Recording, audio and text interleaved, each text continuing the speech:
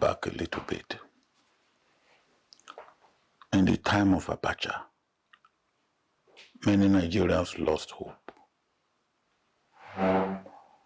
because they just didn't see any way out. But I keep saying God is a Nigerian. And when I say that, people laugh. Because when you look at, as you yourself you've said, when you look at what we have gone through, you will marvel why we still hold together today as a nation, as one country. Is there hope? Of course, yes. For me, I am an incurable optimist about Nigeria. Take the civil war you talk about. I was at the planning and at the execution of that civil war. We thought the civil war will end in 3 months when we were writing the order. And we then said, well, look, give it extra three months. We thought the civil war will end in 6 months, maximum. The war took 30 months and we nearly lost it. That we won the war, I believe, like you rightly said, sacrifices, and sacrifices on both sides. But to me, more importantly, is because God is a Nigerian. And God wants Nigeria to remain a united country. I believe the war, the civil war, as you rightly said, is the darkest years and days and months of Nigeria. And I think one of my colleagues said that not many countries go through 2 civil wars and survive. In fact, some don't survive 1 civil war. We have survived 1 civil war. And he was cautioning that we should make sure we do not have another civil war. I don't believe that we will have another civil war. I believe the issues that you have raised, and they are there, nepotism,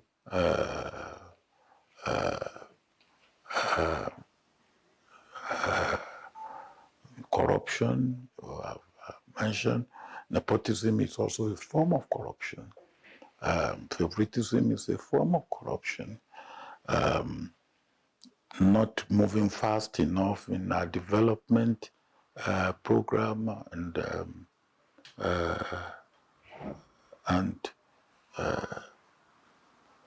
what we now have, where people do things with, I don't care. You just do it, and as if there's no, you are not responsible or accountable to anybody. I believe they will be, I see them as passing phases. Passing phases. If God can take care of Abacha, and if I can put it that way, after the Civil War, Abacha's era was another dark. And if God can see us through that, I believe God will see us through any situation. But I will tell you this, when I was about to consider contesting for the presidency of Nigeria, many people came to me and said, you will be the last president of Nigeria.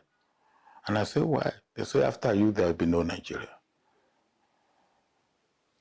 And they had reasons to feel that way. And all I could say is that, look, I will give it my best that I have, the best that I have. And I give you the best that I have. I wouldn't say that I was perfect. Of course I wasn't, because I'm human. But there was no doubt that I did the best that I believe I could do. And now, Nigeria still remains. We have had 3 presidents after my time, and Nigeria will continue to remain. So what do we need to do? Now, one, how much do we care for ourselves in this country? How much do we hold leaders responsible and accountable?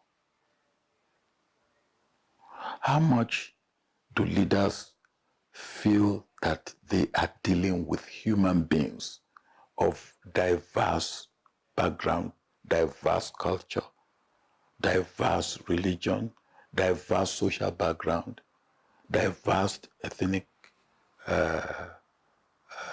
ethnicity, diverse political affiliation? How much? How much do we bring competence into what we do? Or can we just ride roughshod over things and just say, well, look, yes, this is our time. I've heard that from people. This is your time. What is your time? Every time is God's time. And that one that you call yours, God can take it away from you tomorrow. And particularly when you do things as if you are God. When you do things and ride roughshod. When you do things without taking into consideration holistically the interest of everybody in this country. And I believe that all this can be done. If anybody is not doing it, it is bad leadership. And bad leadership doesn't last forever. Bad leadership can only last for. And what we must all be able to do is to say, hold leaders to accountable. No matter, that may even require extra sacrifice on our part. To hold leaders accountable. That look, that you are a leader is an opportunity for you to serve. It's an opportunity to show to Nigerians and to show to God that you are grateful for what God has done, the place God has put you. Wow. You can't just do it. I couldn't care. And people are criticizing. You see every criticism as an attack. Democracy allows for criticism. Democracy allows for demonstration. Democracy allows for protest. Democracy allowed for even you to be accused. But explain if you feel that you are wrongly accused. Leave no room for any doubt. Impunity is what we now state,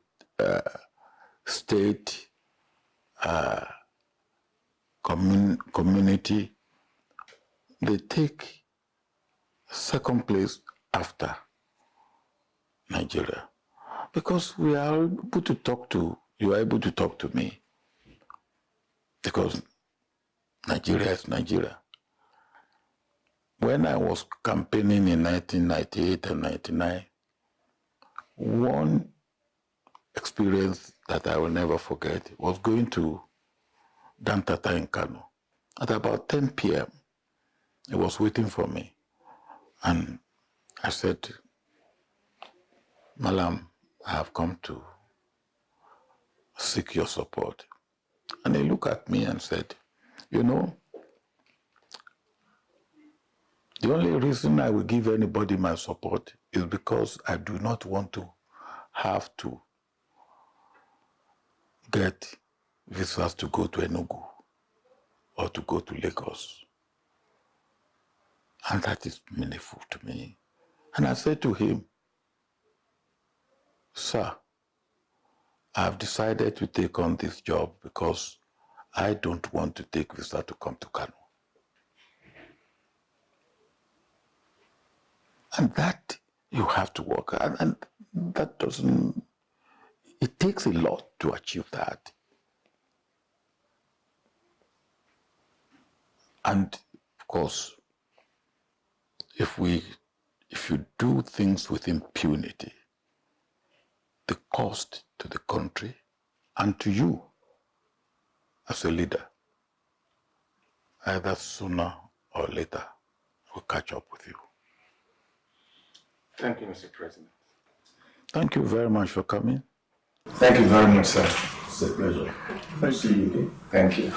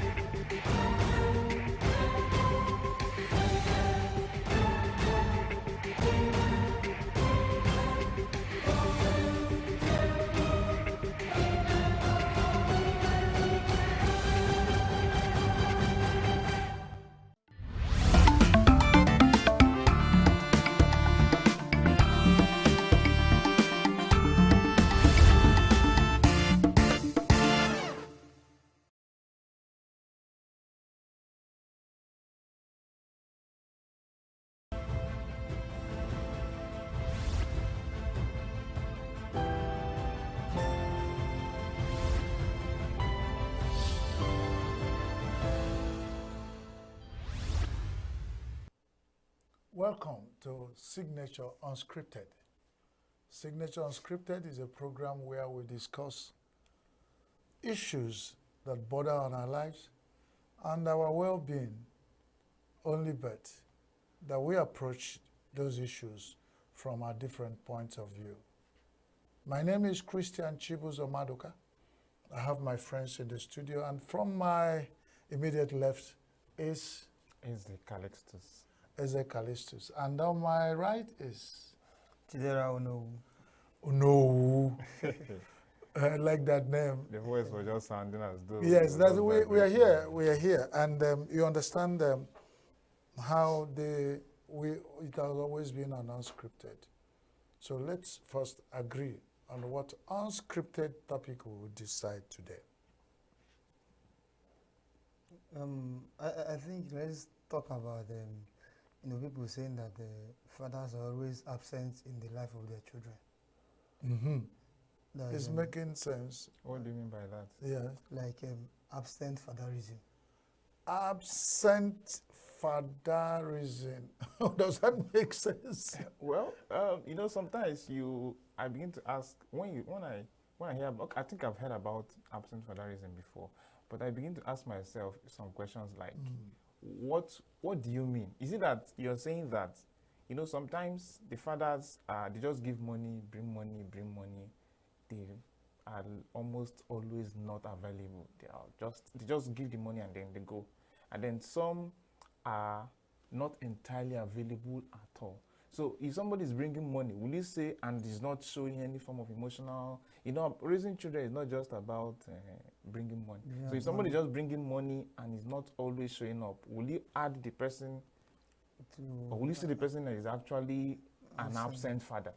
This is totally a different point where you're coming from, and is in fact expanding our scope on this topic.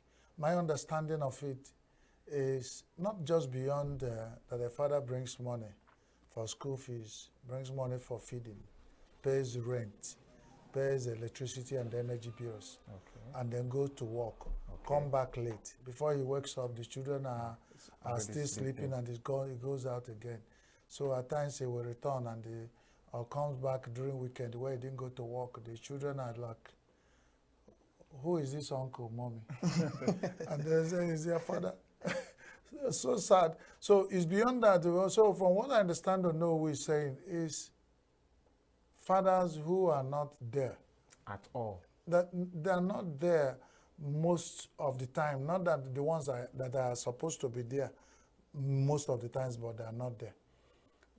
So it gives us that the concept that there exist absentee fathers. Yeah. You know, how long is the absenteeism? That's actually Is what what makes our discussion robust. Now, what of people that just give birth and then they abandon? Is it the same thing as abandoning your child and the mother? That one can be described as permanent absenteeism. Yeah, No, but you suggested the topic, so you must have something. Yeah, we need a more like a So scope. you are coming up with wonderful environment. ideas that are making me feel. Thank God I'm not an absent father. But then, by the end we finish that, it may be that what idea I have about myself as being a present father might even turn me to be a partially absent father. I was going to say because I'm absent from home now. Okay, there's this, you know, in our society now, when they have issue in marriage and maybe they are kind of a divorce, you know, and you will see a question like, okay, who will be taking care of the child? Or who will be taking care of the children, depending on either they are 2 or 3 or 1. You understand? And you see people like, they'll be saying, let the mother take care of the child, that the mother takes care of the child more than the father. You understand? That the father are always absent and they cannot take care of, you know, fathers. And, you know, I begin to wonder, who said so? How? But Because for me... Wait, do you actually think that a typical Nigerian father can take care of a child? Callistus, you ask who? Okay, you ask to know. Well, thank God it's not me. Yes. Okay, but let's put it and make it this way. Callistus, are you saying that the children you have, if there are instances that arise that they say, take care of your children, that you won't take care of them? Well, personally, based on my background, the way I was trained, you know, the training of a man actually determines how he functions generally. Exactly. Right. So if a man was trained typically the way a man will be trained, like it barely goes to enters the kitchen, barely does the chores in the house, is always outside playing, doesn't really know his way around the house. When that kind of man grows up, he will find it difficult training children. Exactly the answer I wanted to give you. This thing, it depends on individual, you understand? It's not like generalizing it as if that the whole men cannot take care of their children or of their child. You understand? Okay, for example, now, I was on social media yesterday or 2 days ago, and I saw Jim Ike with his son. He's not married, but he have a son. You can see a how do I put this in now? You can see a man who loved his son, his own child, you understand, so much. And he's giving the child attention, he's giving the child care, you understand. But, you know, children are emotional. So you have to give them that emotional side of you. So it's not just something you want to generalize and saying that women take care of the children more. There are some men that has that same quality even more than women. Well, if you know, there are no absolutes in this thing. Personally, I would believe that you cannot remove the place of the woman in training a child. Likewise, now, Okay, you can also okay. What you are saying now? Okay, remove the place of man and train a child. Is that what you said? No. Okay, so but you mentioned, I like your approach to this issue, Callistus. You have always been like relativism in everything. You said, it was something you said I picked on, and I was going to come in there, depending on how the man is trained. Exactly. So let's build the data together. Remove all the men who are trained well, put them one side. Okay. Who go to the kitchen, cook food, like me, prepare onumu soup, grind pepper, Yes. bath the children, do everything. So when they become husbands and they have issues to keep custody of their children, they cannot be described as absent fathers. Is that from your point of view? Yeah, exactly. Then match them against the ones who are on the go, the fathers on the go, who eventually, when all facts are pointing against them as absentee fathers. But from what you know, who said, that's not the issue. The issue is that you said somebody give birth to a child and then abandons the mother and the child. We said that one is permanent absenteeism. But we have some people who have an agreement. They keep concubines. Celebrities do it a lot. When they get to Lagos, the Lagos wife is there. And they enter flight to Abuja, they have Abuja wife. Yeah. And when they land in Enugu, they have Enugu wife. And then those wives have houses and facilities where they sleep. And then when a man sleeps with a woman, you ask the women what happened. I don't know. But then it might be that a child is the result of what happens. Exactly. Okay. So when there are issues, how we describe such fathers? We are now, from our discussion so far, have almost 3 categories of fathers. The ones who are permanently there, but they go to work and they become partially absent. The ones who probably get to a woman, they pregnant the lady, abandon that one, permanent absentees. And then the ones that are on contract absentees. This sounds funny. I don't know, I don't want to monopolize this discussion, so go ahead. But that's my opinion so far about this, Yeah. So, this is what I'm saying. Like I said before, it all depends, just like what you said, on your personal and your upbringing as a man. Yes. You understand? And I believe that any man who wants to take care and show care to the children, you understand, well, whether the wife is there or not. It's just that women are so emotional, just like kids. Yes, and that is why it seems as if for them to lie, you understand, to understand each other. But men can be emotional, but they will hide it. You will not know. You understand? They are emotional. I have something I want to say, that the world has, they constructed it over it, and they're now coming back to fight it, which so many gender students and scholars are working on. This social construction, you say how a man is brought up. 2 children are given birth in the hospital. Okay. The only difference is that biologically, one is described as a man, one is a woman. Both of them, if they are given chance to grow up, they won't even notice the difference. They won't notice the biological or structural difference in their life. And then that's it. But before I finish this gender issue angle of this discussion, I think we'll call for a break. Dear viewer, don't go away. Stay tuned. We're still on Unscripted on Signature TV. Don't go away.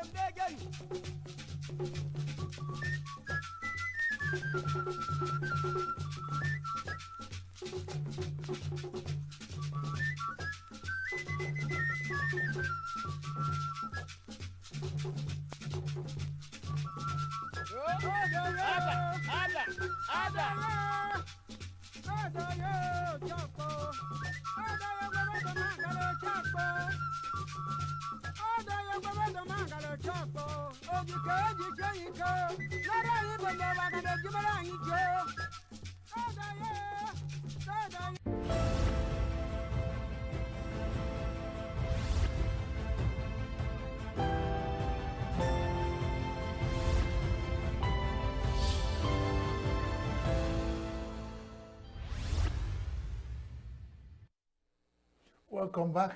It's still unscripted on Signature Television. And we are talking about absentee fatherism, matters arising. And before we went on break, I was breaking down what the society has constructed around men and women. And when we talk about men, women, they keep constructing. Now we got to the point where we have to say whether you're a man, man, or woman, woman. That's the point of discourse for another day. I'm saying, is this social, cultural, religious construction around our beings that makes you to wake up and say you're a man, and then this person is a woman? So let's be careful. Well, otherwise, everybody can take care of children. Anybody can be emotional about who you love and who are your children. So it's not like it's, I'll give it to the women, let's not, but it's not like it's their monopoly. The truth is, to take care of children. Is a cultural thing.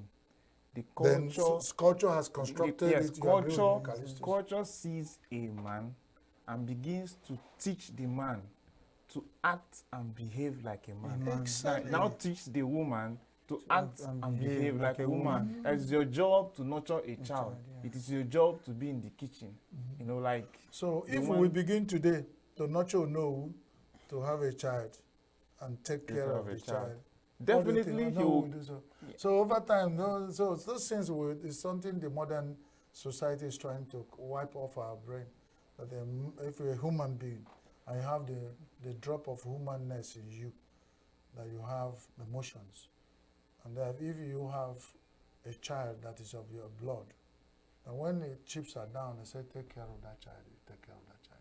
Me? And I believe so. Sure. I mean, Sure, exactly. so that's it. So it's not a monopoly of anybody. Yeah. When they say some parents, some fathers are absent, and when they send social constructions, legal constructions that will say when a child is of certain age, yeah, only a breast-sucking baby will be said will be in the custody of your child. But if the baby is already a toddler and moving, Anybody man, can. when Anybody chips are can. down, if it's that baby is the only thing you have in your life to depend on, you can abandon work and take care of your baby. How many men will be able to do You that? say, Exactly.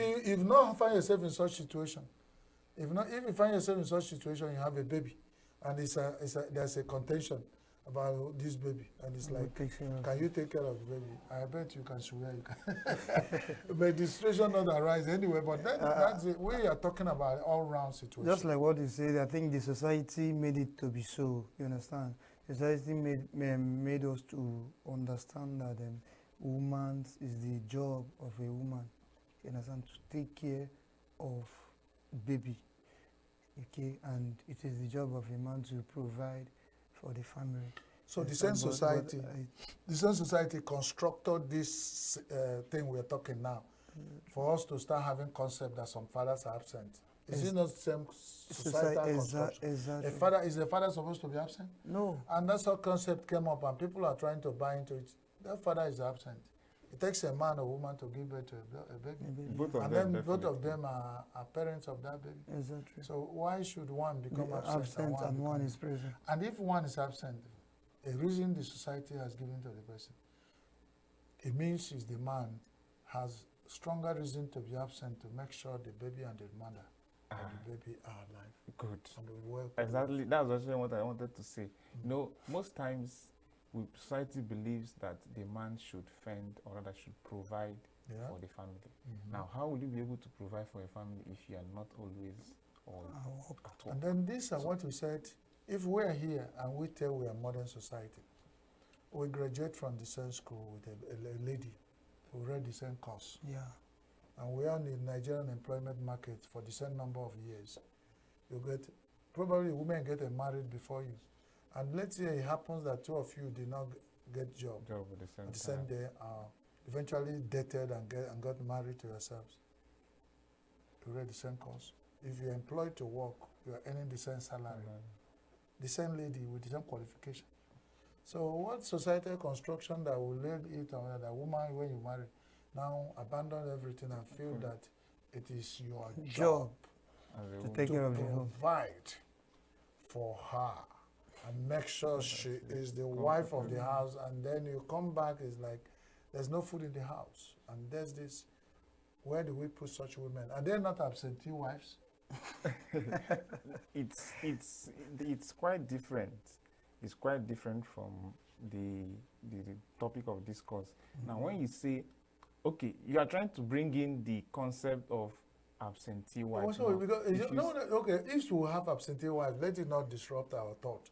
We discussed that on now, but I'm trying to balance. Why should we even have absentee fathers? Because when it comes to tension, conflict, something is at stake. That's when you start demarcating who is absent and who is not. Yeah. But when the going was good, it's nobody's absent. Even when you're in US, you're sending dollar, and the person is in Lagos spending the dollar, you are not absent. You're on video But call. when there's a tension, and like, the man becomes absent. I don't marry again, no, other kind of issue. Exactly. And then that's when they remember, and then we have something to share. Just like I said, this is what the society have made. You understand? The society made it to look as if that men are absent. You understand? When it comes to raising a child and raising up kids. But the thing is that this is why this program have come to stay, to change the narrative for people out there, for the society, to let them know that no one is absent. You understand? When it comes to kids, the thing is that if a man, for example, maybe come back from work, should also take care of the kids.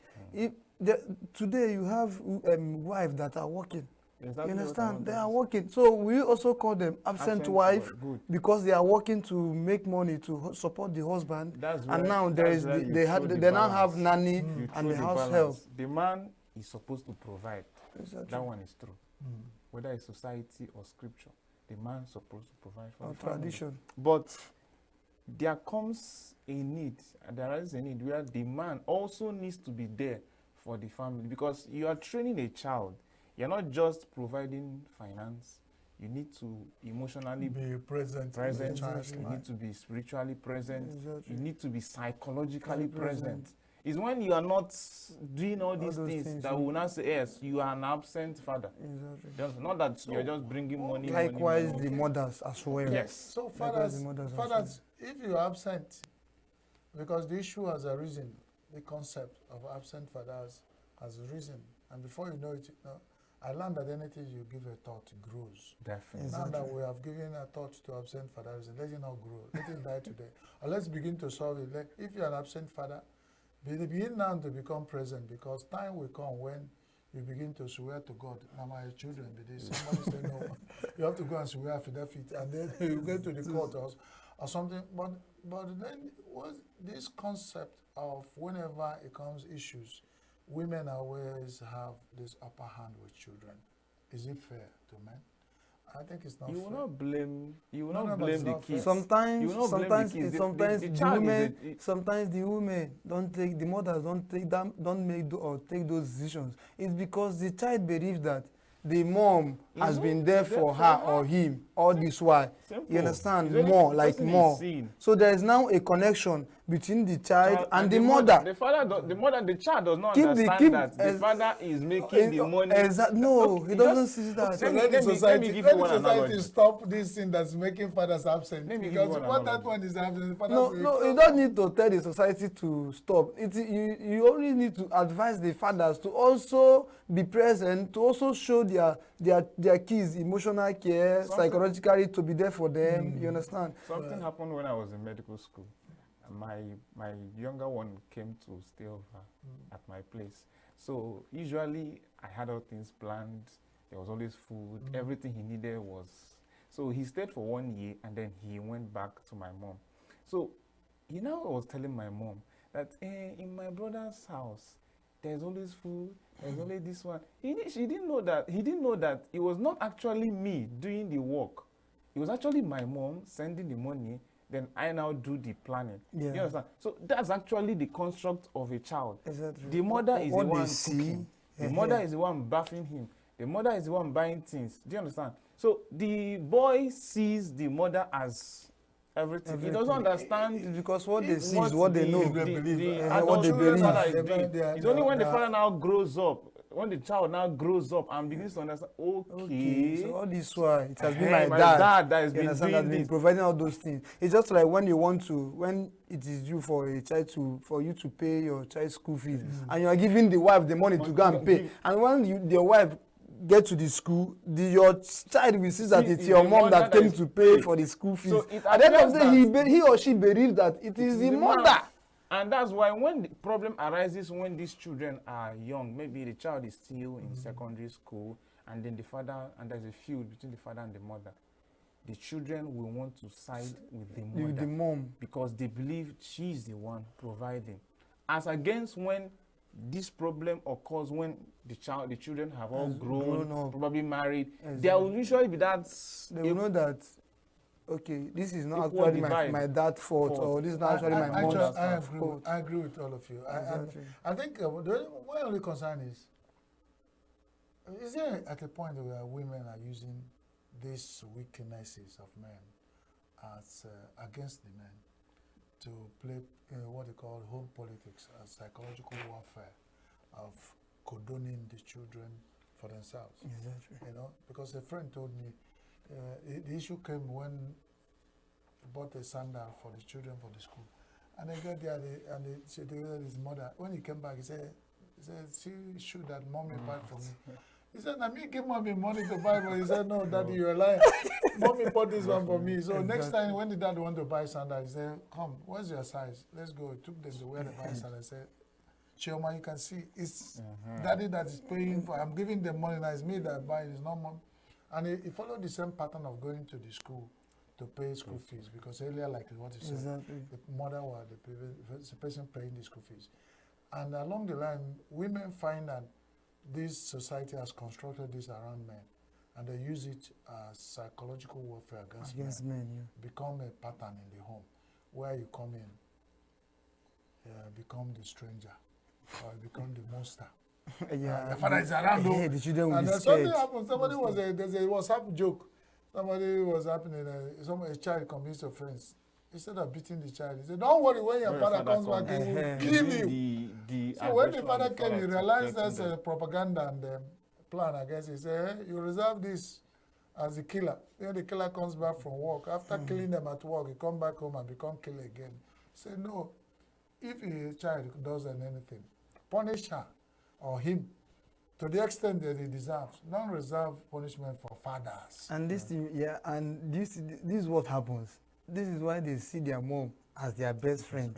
Because when she will say, when your father comes back, your father will deal with you. Then wait, the father comes back and deal with her. And the mom will go to the back and be telling the child, sorry. Then now the child will see the mom as a good person. So tomorrow when you keep the father and the mother, they want to follow the mom, because they believe that their mom is their friend. Fathers keep going into absenteeism, extinction. Exactly. God forbid. They see their father as an enemy. We build a house and live in it. We deliver children and enjoy the benefit of children. I will not be absent. So the narrative we are trying to change out there to society is that both the children need the presence of the father and the mother.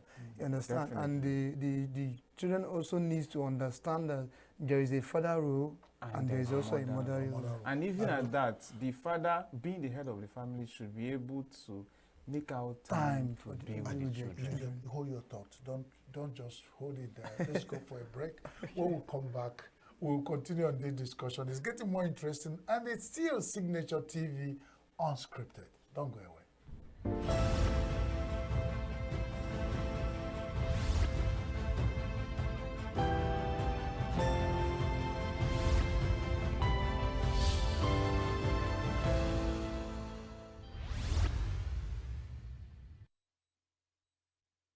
Why do people evade tax? Why is it that the propensity or the tendency to evade tax is very high in Nigeria? It has to do with the social contract, the failure on the part of government, to fulfill its own part. Okay, a situation where individuals or firms provide virtually everything they need that the government ought to have provided. Okay, things like power, for example. If you're a small business, you have to bother about power. You get a generator. Water, you provide your own water. You provide your own security. you at some point too, you have to also help to do the road to your office and so on. So when you look at all these things, it does not encourage people to voluntarily say they want to pay tax, because on the part of government, they also feel the government is slacking. Government is not meeting its own responsibility. So that is the failure of the social contract, that has been with us.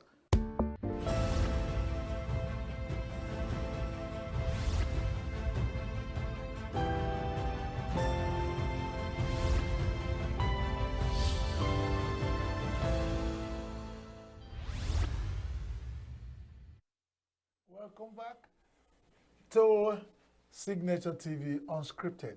I still have my lovely friends here, and we are discussing the topic: absentee fatherism, matters arising. A lot of matters have arisen, and I heard the thought of my friends before we went on that break. Who was that? It was you that No, I was said, the one okay, speaking. okay, Callistus, is you. So I was trying to say that we need to, fathers need to come to that point, having foreknowledge that, okay, there is something like absentee father. I can actually be providing, killing myself, bringing money, and I will still be labeled an absentee father, right? So they need to come to that point where on a typical Sunday, you carry your children, you go on a park, or you take them to ShopRite, or you take them to any eatery around. You make them know that I am your father, I care, right? And you treat them very well. Then you come back once in a while, you buy them gifts. Not that anytime you want to buy them something, you now go through, yes, naturally. You just drop mother. There's drop money there. No, you do it as a father. It shows them that, okay, dad is also nice. He's also nice. So let me come to the angle of mother. You understand? Let's also see it from the mother's side as well. So we are not going to throw away that or say that they are fathers who are not absent. You understand? Because sometimes you come to a family, you see that the father don't even care. You understand? Of the well-being of the children. You see the mom suffering, and those kids, exactly, those children, they are seeing it. The mom is the one suffering while the father is there. Don't even care. You understand as well. But I would want to say that as a mother, you loved that man before you get married to him, right? You should also try to make your husband, you understand, try to talk to him, to also make a time for the children. Don't always see it as if that you both are in a competition, someone depends that we win the love of the kids. You understand? Trying to talk to your children also, let them know that it's your father that provides this in your school fees, yes. Is your dad. So let them also see their father, you understand, of being present in their life and not absent. And always also try to talk to your husband. Oga, you understand? Always look after your children, show them love, try and make that time. I know you are always busy for work to provide for the family, but Biko, try and make out time for your kids. You understand? The kids is for both of us and not just one person. So that was just it. The problem with families now is that they run it on automatic. The father faces money and is bringing money. The mother faces the children.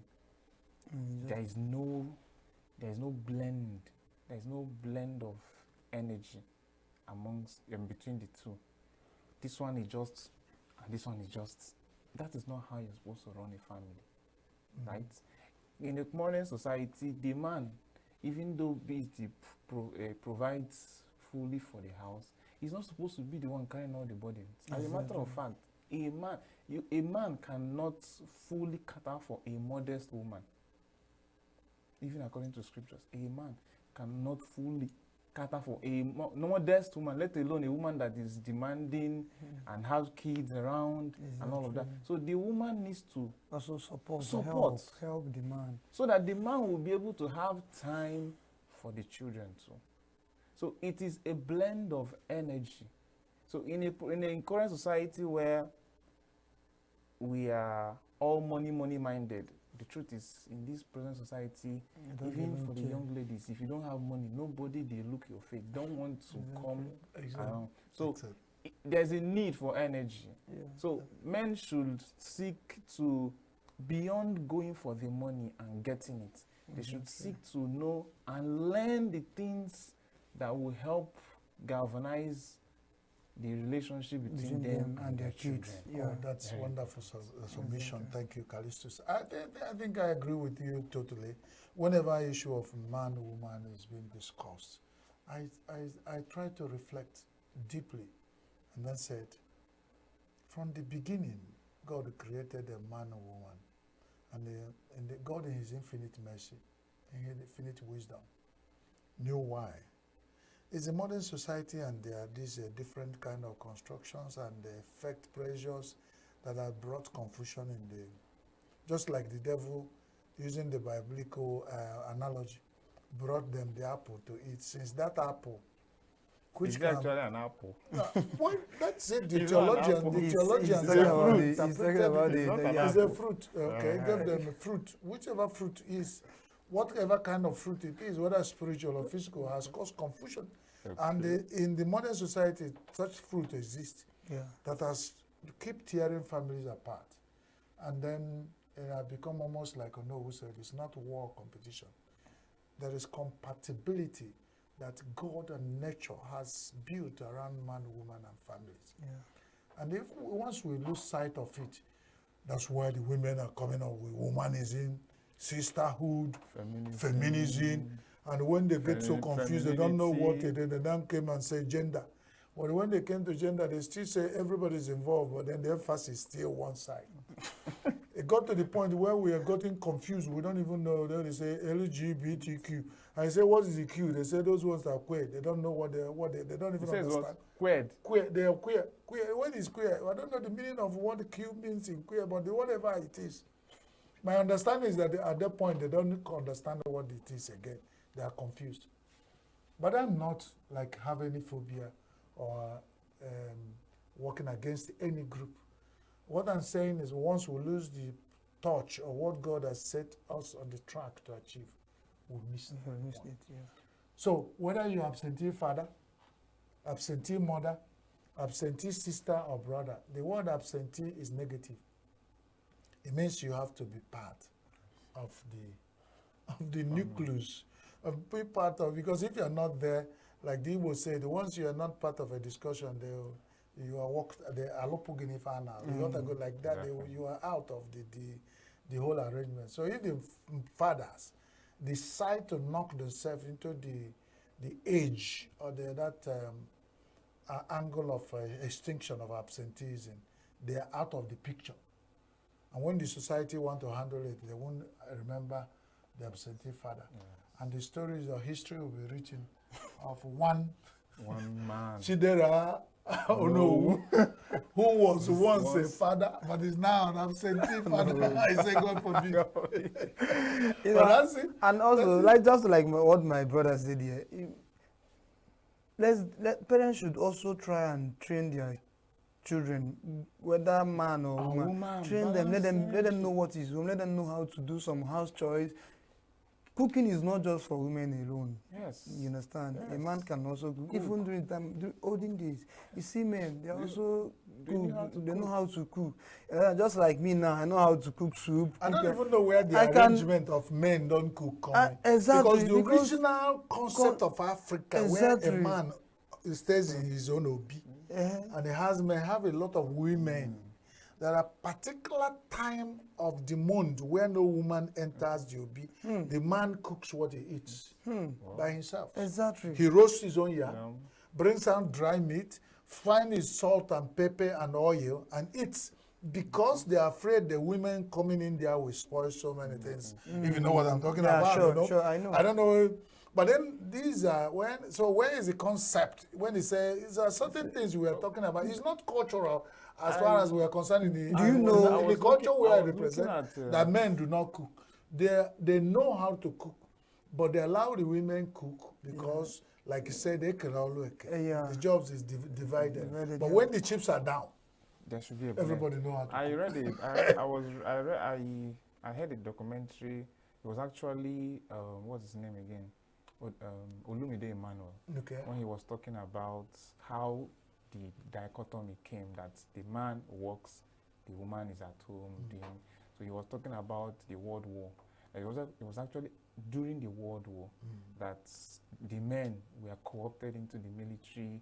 They all went to the war, and then the women were now at home taking care of the children. So after a protracted years of that, after the war, the women decided, okay, since we have been are doing good, this. we have been We've doing been this yeah, job of okay, taking we care have of now let's just accepted the phase, continue now our and job. let the men Yeah. continue. So that was where there was that Yeah. bridge. Okay. So So you I see, think we need to every start negative trend reorienting has a people back. origin. Yes. Every negative trend in the world has origin. Yes. And when the writers or the researchers want to look into them, they can trace to the extent they can remember.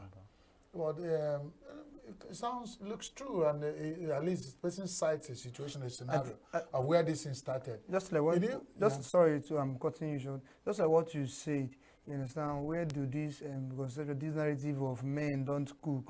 You understand? Where did it came from? All those things.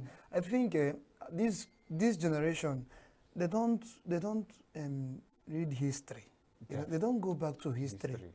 You understand? Because if you go back to history, there are some certain things you'll be like, okay, Otaki had, you understand? But now you just, what they see is what they believe now. They don't want to, go back to history and know, Societal you understand, influence. the main history So of... as we really are deep we are into discussing things unscripted, more topics for unscripted are coming in. Exactly. The moderns, Yeah. the Gen Z, The Gen Z. and The their teens. lack of sense of history. How did that word even come Well, in? when we want to talk about it, they will Gen tell us. X. I know that I am a generation. I don't even know which generation I belong to. For now, they may have lost count of generation I belong to. But their own is now. If they are Gen Z, Generation Z, The next or generation Z, of it means they This have is the reached end. their end. Generation. God forbid that you guys will be the end of all generations. It wouldn't at one time we chose to reserve a generation for ones to come. But for you guys who say you are Gen Z, I pray you are not Gen Z. There will still be generations to come. That's my prayer for you.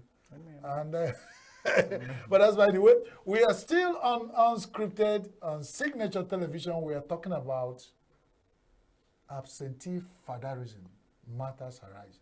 We wish we couldn't stop, but we might have part 2 next time. Callistus and Ono are doing wonderfully well. But we call for a short break. When we come, we'll look at another issue so that we have another one to talk for you in another episode. Don't go away. We'll be right back shortly.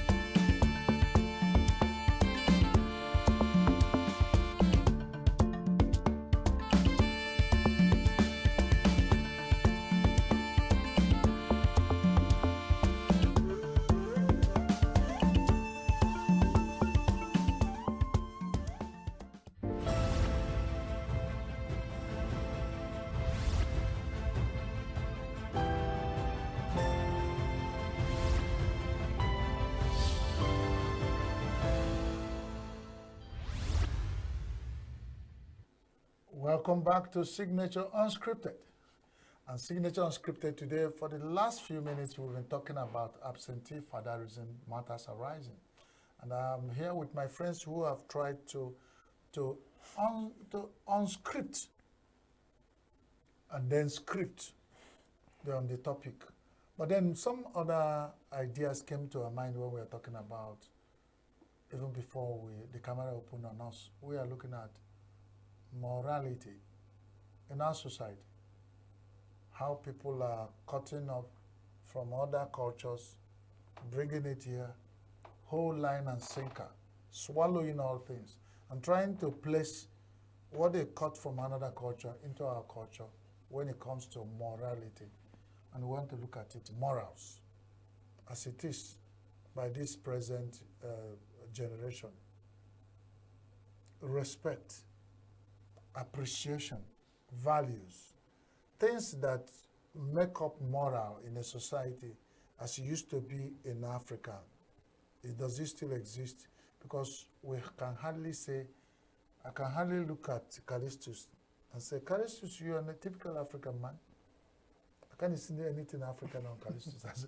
I try to look at it. Maybe it's only your bed. There is now a blend. It's only your bed that maybe you're an African. Now, for me, I'm trying to, maybe I'm still halfway into extinction out of culture and morals, and this is cause for concern. Yeah. Let's talk about morals.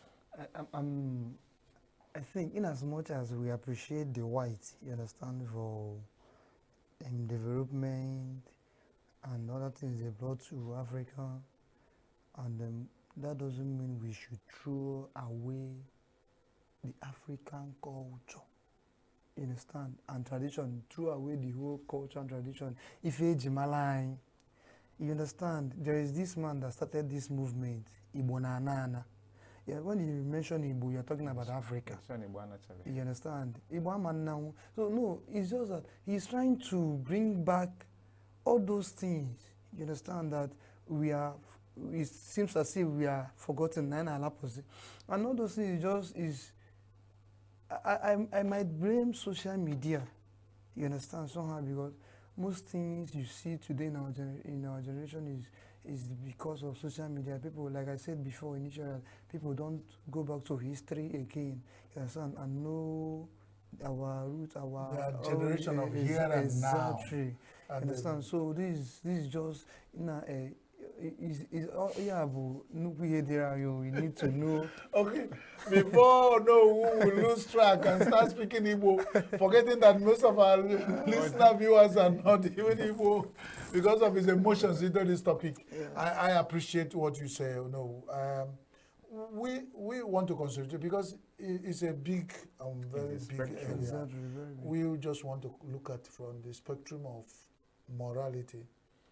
It's not all things about our culture that have the moral values. Yeah, sure, I know. So we shouldn't take the good ones, throw out the bad ones. That's like what I said. We shouldn't throw everything away. Yeah, but my issue is that when we didn't even know, we don't have, like somebody started traveling from where we are to somewhere. He doesn't even know where he started. Like the Igbo African proverb that said, somebody who doesn't know where the rain started. I was going to use that. I was going to use. Who doesn't know where the rain started? I was trying to. Doesn't know where the rain will stop. So if we are it. going on the track of morality and culture and social or whatever, we should know where we have taken up. Yes. And where we are, so that we know when we get there. We seem to have lost track.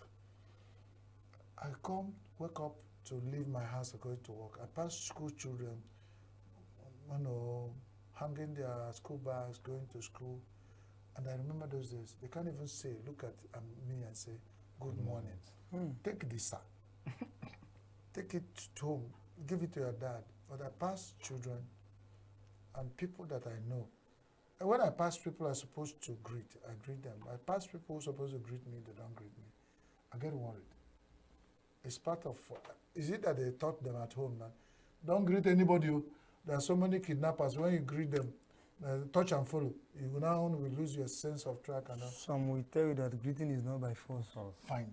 Greeting is not by force. Because we have lost it. But in the culture where we grew up, greeting and the blessings that are associated with such things where you greet elders, you know, goes with you beyond what you see. So those ones who are giving such instructions, do they still remember this? That's why we say we lost touch. I want us to talk about, I'm worried. But if I pass you on the road, Callistus, you don't greet me. And there are certain people I can turn back and prove and I say, oh boy, me and you, they quarrel. Yeah. But I can't stop those small children. They will say, this man a kidnapper. They will start crying because they look at my face. They say, this man. But if I look at people, I can stop and say, waiting. In our society, we greet each other. I think. Even if you say hello, I enter public transport, I say, on a good morning, no. I did this one this morning. All of them did not respond. My morning was spoiled. So was it a mistake to enter and say, "Oh, na good morning"? Because I'm using that to say some people might not even understand my language. So if I greet them in my language, they will say, "I didn't hear." But I enter and say, "Oh, na good morning," a common countryman language, and somebody would have said, "Oh, thank you," or something, "Good morning" to all. But they didn't. I think we need to go back to the drawing board. Will we ever have an opportunity of everybody going back to drawing yes, board? there is a lot of work for the parents, you understand, to do. All those things start from home now. Like, sorry, I want to use this Igbo adage that says that Anis no maroma puanama. You understand? You understand? All those things start from home. The beauty comes from home. You have to make up at your home before, so that people outside will see you. I like your struggle to translate. No. You still have Igbo-ness in you. No, Go ahead. Sure. Yeah. You understand? You make up in your home. Then once you come outside, people see that, oh, you look beautiful. You cannot come outside and be making up now. You understand? So the parents have a lot of work to do. Just like the Holy Book said that train up a child in the way he should grow. And when he's growing, he will not depart from it. So all those things start from the parents. How did you train your child? The thing there is... What morals do you tell, you know? When a society is bad, or when a nation is bad, it's consequent on the society. When the society is bad, it's because the families have a problem. And when the family is bad, it's because the people in the family, the people that made the family, is actually faulty. So if we want to begin to salvage society, we need to go back to the grassroots and then begin to build a family or a home that makes a lot of sense. Because if a marriage or a family trains their child or their children, when you go back, greet. I remember when I was growing up as a child, my mom sat my siblings down and said, "Igana boya brother." Oh, Exactly. some people don't do that anymore. They no longer do that, right? And the society is, you come into the house, the mother is with her phone pressing. The dad is with his his phone pressing. the keys with They their don't, phone. or he's coming back from work. From the gate, he's pressing his phone and he's coming. He's making a call and he's coming in. He doesn't even care whether the children greeted him or not. He has lost that. It doesn't really matter. Like that, it doesn't matter. That fast lane, you know, everything is now fast food, fast this one. Everything is now fast. So some important things, About important cultural values that ought to be are no longer. The first place you learn, you know what is called moral, is from it's home. From the house. It's from the if home. The house is not you understand? very But okay. before we blame our parents, their own parents, you understand, lecture them or, you know. I will not agree with you. Why? I will not agree because he asked a question. You can either agree with him or not agree. But he said, but I think their parents, we lost it at a particular point. That's what I'm trying to say. Yeah. But can you place your hand or to know the particular generation that we lost it? That's why I'm saying, before you blame these current parents, what about our I think me and I and Callistus can vouch for the parents of our parents. Okay. That they taught them to respect their elders. So how shall you? And then Definitely, the confusion, why I'm worried is that whatever is replacing our culture and the moral the components which include our morals is what you can call the modern civilization. Yes, which has the base that on Christianity. Has brought into.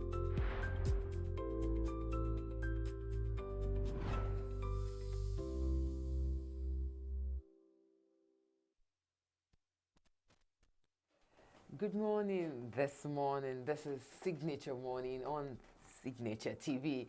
And you know what time it is. It's actually the 16th day of August 2024. We're not going to talk much. We're just going to go straight into the global news because we have a whole lot packed up for you this morning.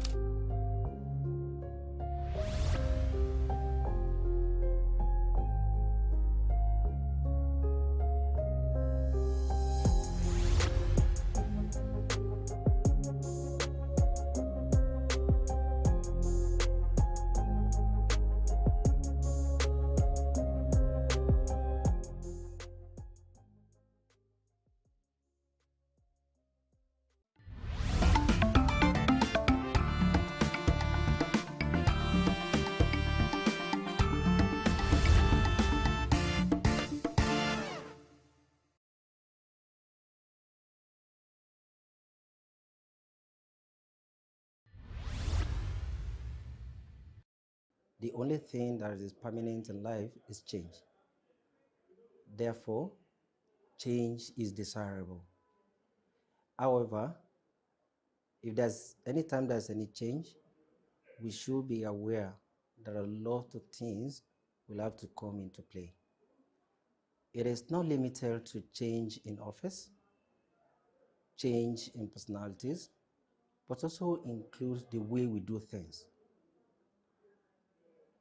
The way we do things in Nigeria, that is why one of the things that we have not been having desired results.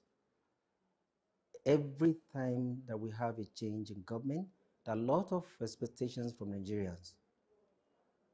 Why are we not achieving this? It is simply because we are only focusing on who should be the head of this parastatal, the head of this agency. It should be further than that.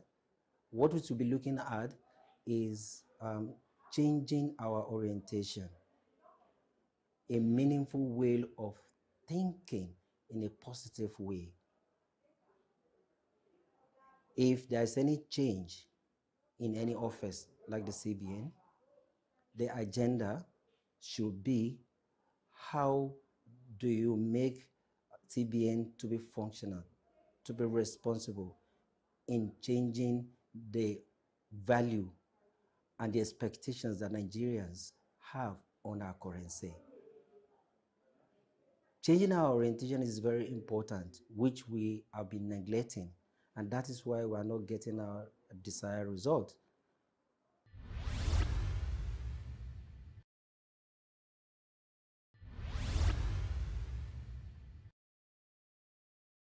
Why do people evade tax? Why is it that the propensity or the tendency to evade tax is very high in Nigeria? It has to do with the social contract, the failure on the part of government, to fulfill its own part. Okay, a situation where individuals or firms provide virtually everything they need that the government ought to have provided. Okay, things like power, for example. If you're a small business, you have to bother about power. You get a generator. Water. You provide your own water. You provide your own security. You at some point you have to also help to do the road to your office and so on. So when you look at all these things, it does not encourage people to voluntarily say they want to pay tax, because on the part of government, they also feel the government is slacking.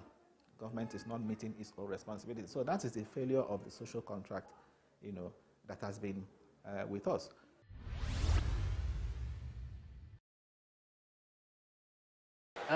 Me too, I'm also a graduate, and since I graduated, things has been so much very hard, because in this country,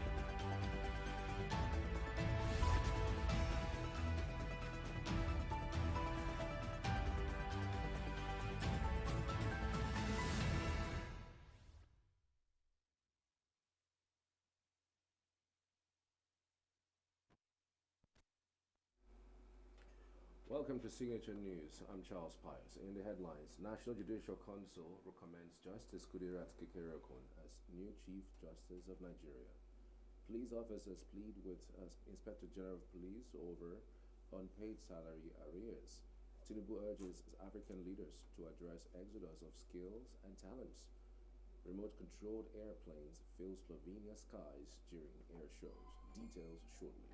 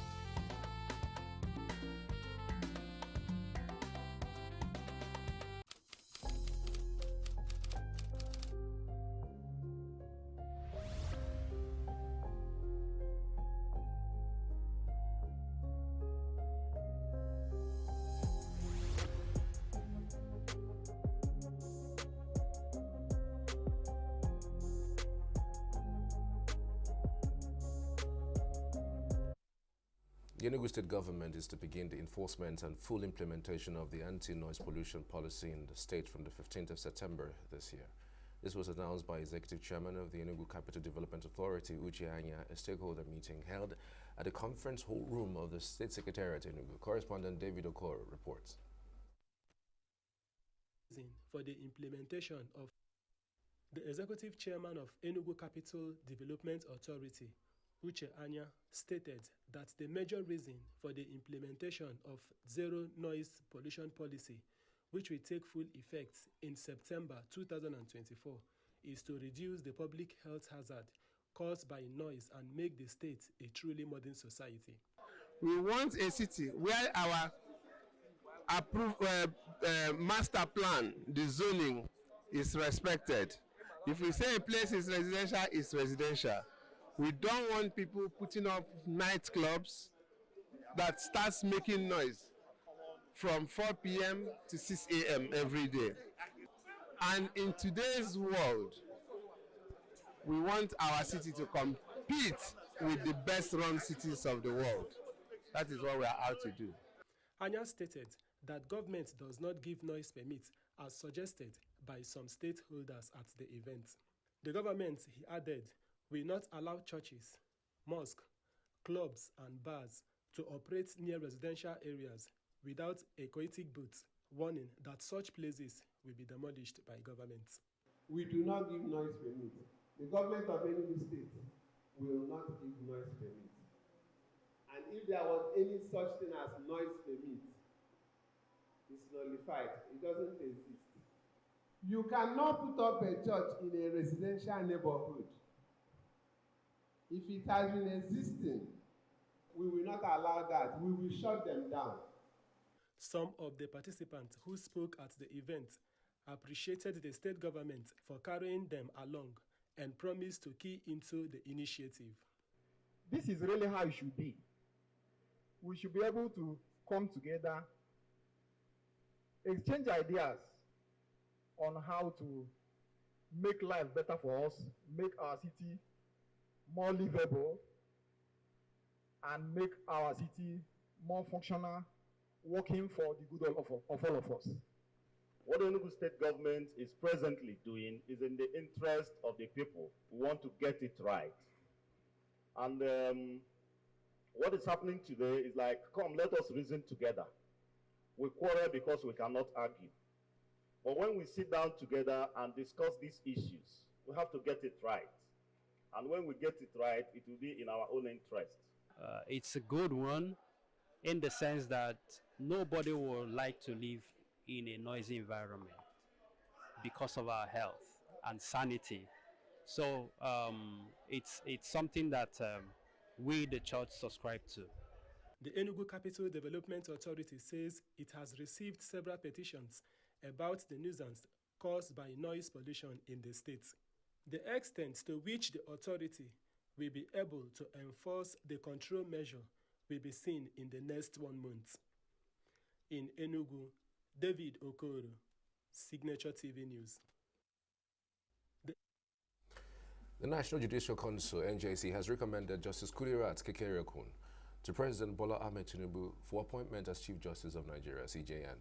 Disclosing this in a statement on Thursday, NJC spokesman Soji Oye said the decision was taken following the Council's 106th meeting presided over by the CJN Justice Olukoyode Ariwola. He said the meeting was held on August 14th and 15th in Abuja, just 7 days before the retirement of Justice Ariwola as the CJN.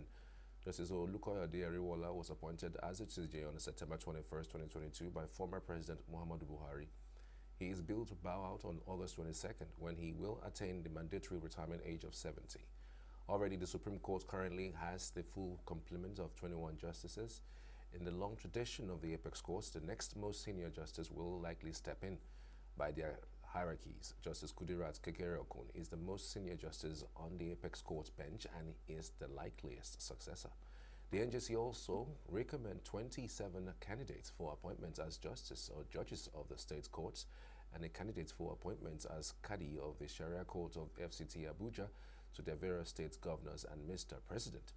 All recommended candidates are expected to be sworn in after the approval of the NJC recommendations to the President and the respective state governors. The Kano State government says those who invaded the state high court during the nationwide protest carted away some of the documents used in the corruption trial of former Governor Abdullahi Ganduje.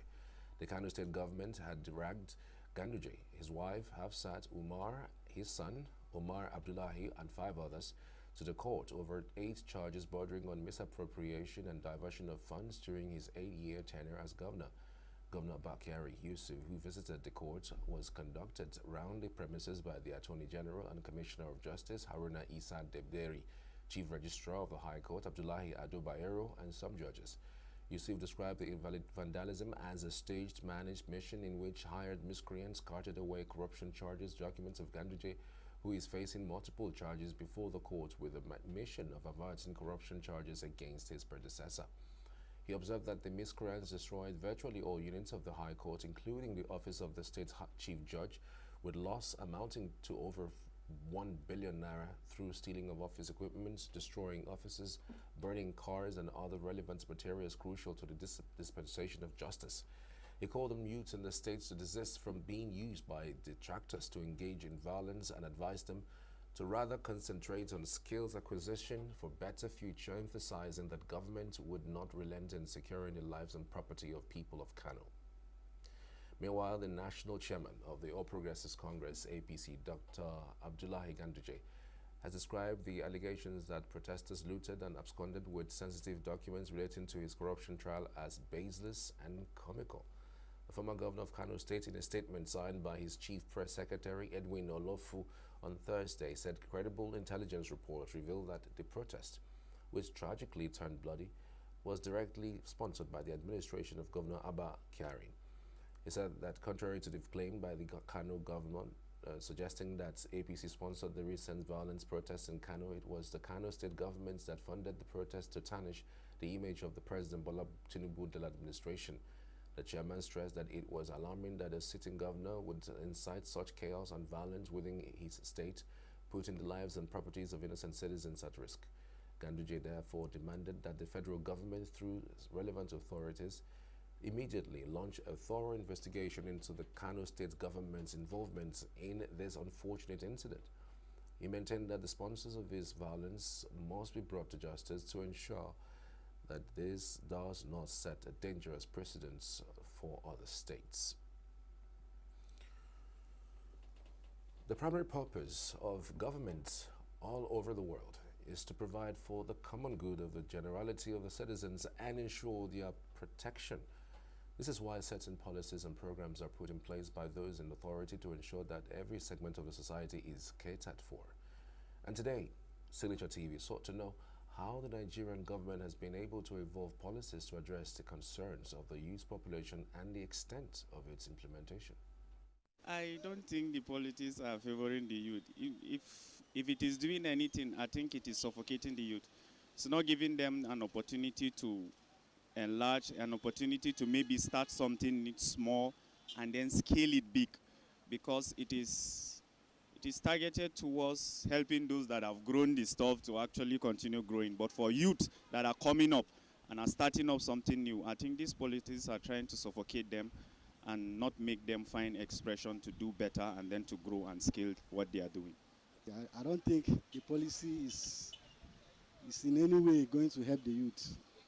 Not at all, not at all. I think the government needs to do more better with their policies. They should bring more policies that will help and bring the youth. That's why you see all this agitation and the protests and all that, because the government is not really doing well. The government, as I say, have less concern about people on the street, and which is not a good ideology at all, because even I do hear that they're talking about minimum wages or so.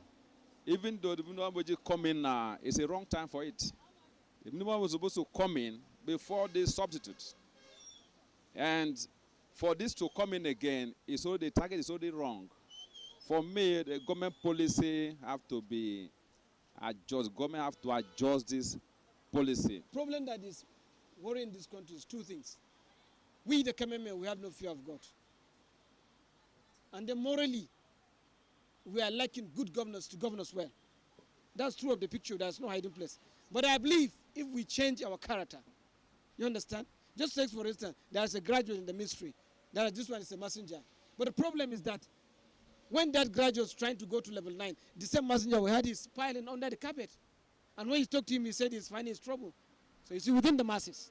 So we have to be fair and true within ourselves. Those that, those who are in leadership position today, most of them went on go through free education. Free education. Most of them were trained by government itself. But now they have made education so high that even poor men children cannot go to school. I don't understand. But they benefited from free education, government sponsoring them. But there's no policy of that nature this time around.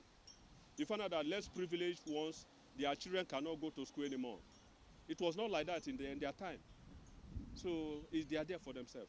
Nigerian democracy is government by the people, not of the people and not for the people. And this is actually insanity. It does not make sense. The government, anything, any reform, any constitutional reform that is going to be happening in the National Assembly should be correlated with what is going on in the country. Anything you want to amend in the constitution should align with what we are going through in the country. And that is why it's going to be relevant. People are dying, people are crying, people are clamoring, people are hungry. What do you want them to do? You see, the problem of this country is actually three. If we can solve these three problems, they are the problems of the country and they are the solution to the problem. Number one, the constitution. Number two, democracy. And number three, the people.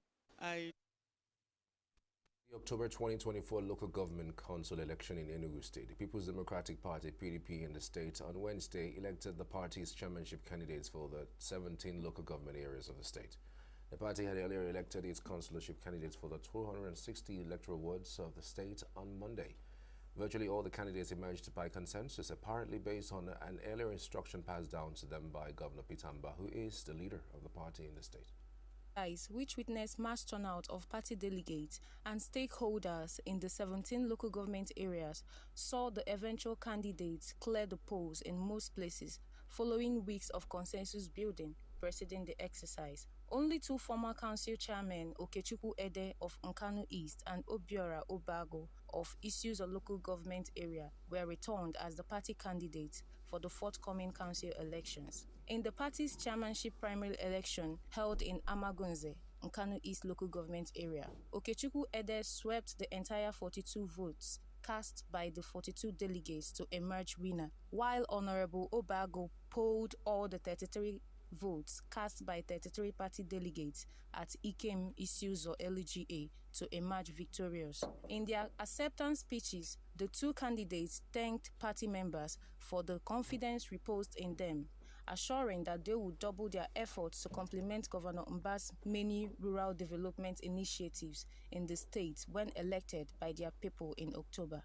At Oji River local government area, Greg Anyebudike was elected as PDP flag bearer for the area, who in turn accepted the mantle with a promise.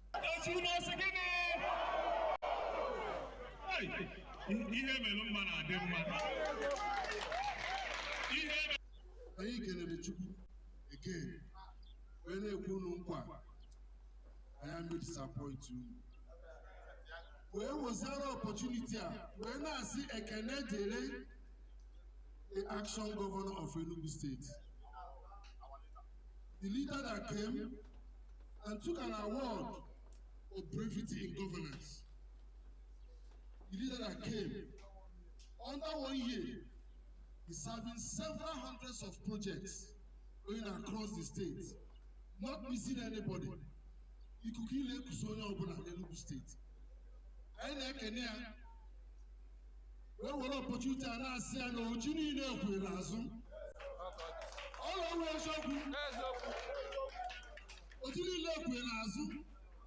Other winners include beloved Dan Anike, Enugu East, Jude Asowa, Nsukka, Caleb Ani, Enugu South, Ibenaku Ono, Enugu North, John Obodo, Nkanu West, Ugochukwu Nwanjoko, Aninri, Uche Okolo Ogu, and Vita Ndo Eziago.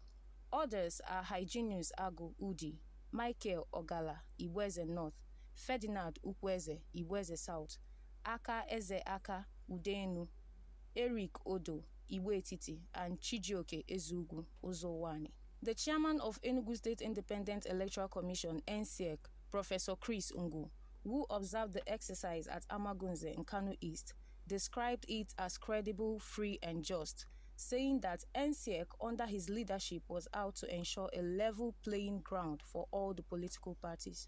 At Nkanu West, where Obodo was served as the deputy chairman and secretary of the local government, was declared winner, having scored 41 votes to defeat his fellow contender, Igwesinwodo Obu. The exercise was witnessed and superintended over by officials of Enugu State Independent Electoral Commission, NCEC. Reacting to the overwhelming victory at the primary, Obodo commended the successful process of the primaries, while thanking the governor, Peter Mba, for providing a safe and enabling environment that made it possible for hitch-free primaries, as he promised a disruptive governance policy in line with the developmental philosophy of the state governor if elected. He thanked the people of the local governments for massive support and encouragement he had received, saying it translated into the number of votes he received in the election. Those who witnessed the primaries include the former National Commissioner of Independent National Electoral Commission, Victor Chukwani, former Federal Commissioner of Code of Conduct Bureau, Chief Afam Nnaji, former State Commissioner Nwachukwu San Chukwani, former Chairman of Council Henry Okenwa and Ekene Okenwa, local government and ward executive members of the party, and several others. In his congratulatory message, Governor Peter Mba expressed satisfaction with the reports of peaceful, free, fair, and credible process he received about the exercise across the state. Mba said the party members made the best decisions given the quality of candidates that will be flying the party flag, saying they have what it takes to drive the disruptive, innovative development programs at the grassroots. The Enugu State Independent Electoral Commission, NCEC, has fixed Saturday, October 5th, 2024, for local government elections in the state. The people of the state expect that the NCEC will conduct a credible and transparent election that will respect the will of the people to give meaning to the recent autonomy granted the third tier of government.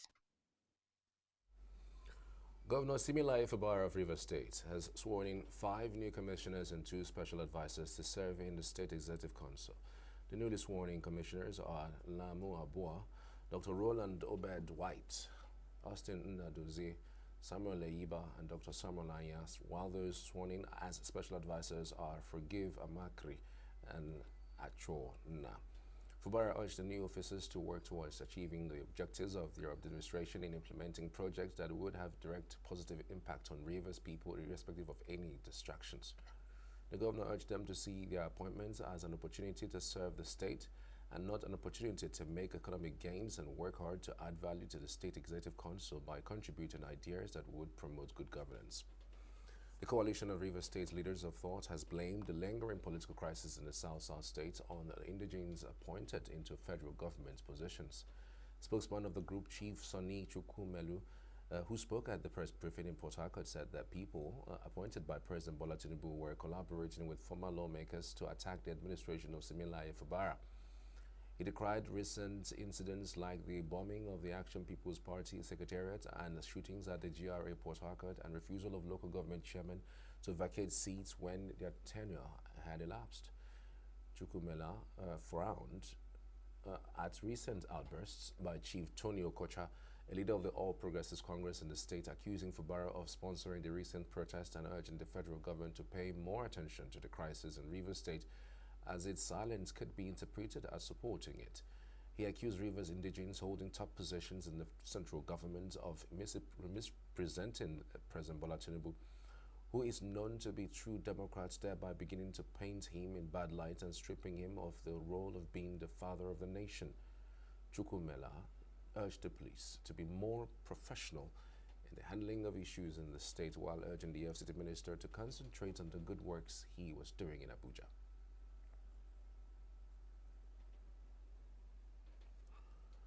Former President Goodluck Jonathan has urged the church to take the lead in the crucial role of advancing Nigeria's healthcare system.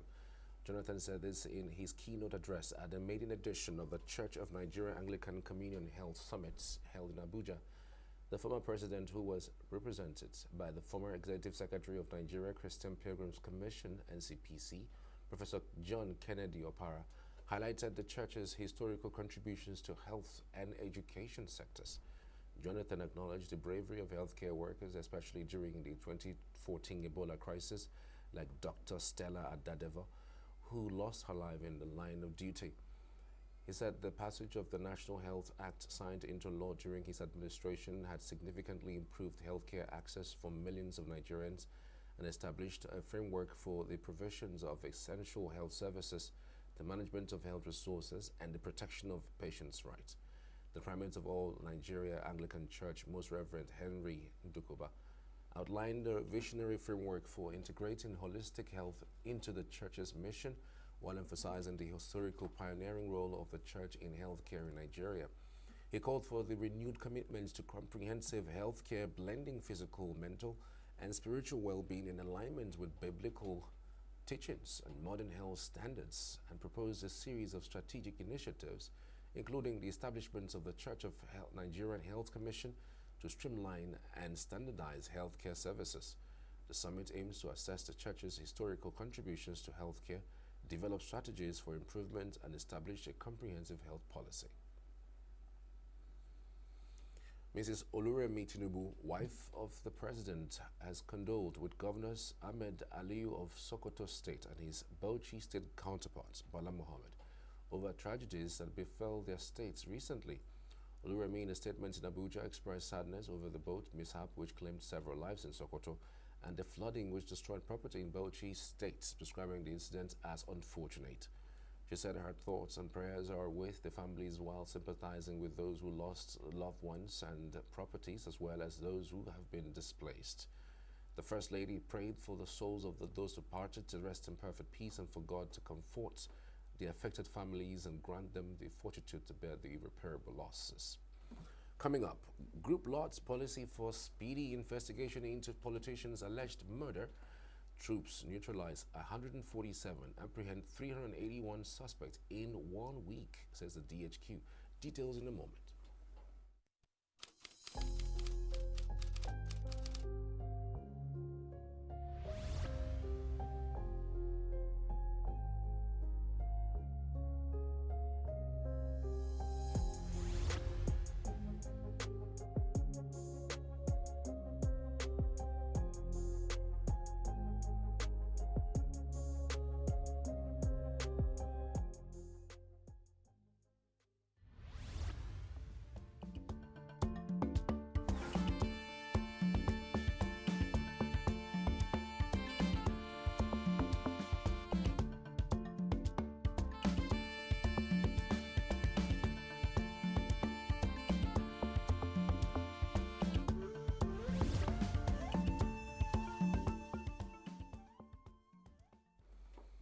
Welcome back. You're watching Global News on Signature Television. Police officers under the auspices of concerned police inspectors in Nigeria on Thursday visited the correspondent chapel of the Nigerian Union of Journalists along Asutan Street, Uyo, the Akwa Ibom State capital, to protest non-payment of 11 months' salary arrears. The officers, drawn from different police formations who spoke on behalf of their colleagues on condition of anonymity, lamented their crime-fighting morale had been dampened by the non-commitments to their welfare by the police authorities. The officers, who noted that there were about 1,500 officers promoted from inspector to one appeal to the IGP, Kayode Egbetokun, to use his officers to effect the payments for the affected officers to be able to address the harsh social economic realities on their families. An appeal letter addressed to Egbetokun and copied to the Presidency, National Assembly, and the Police Service Commission. The officers said they were by the IGP effective from September 10, 2023, with a signal dated March 21, 2024. The Organization for the Concern of Less Privileged and Displaced Citizens in Zamfara has lauded the police command for conducting speedy investigation into the alleged murder of a prominent politician, Magaji Lawal.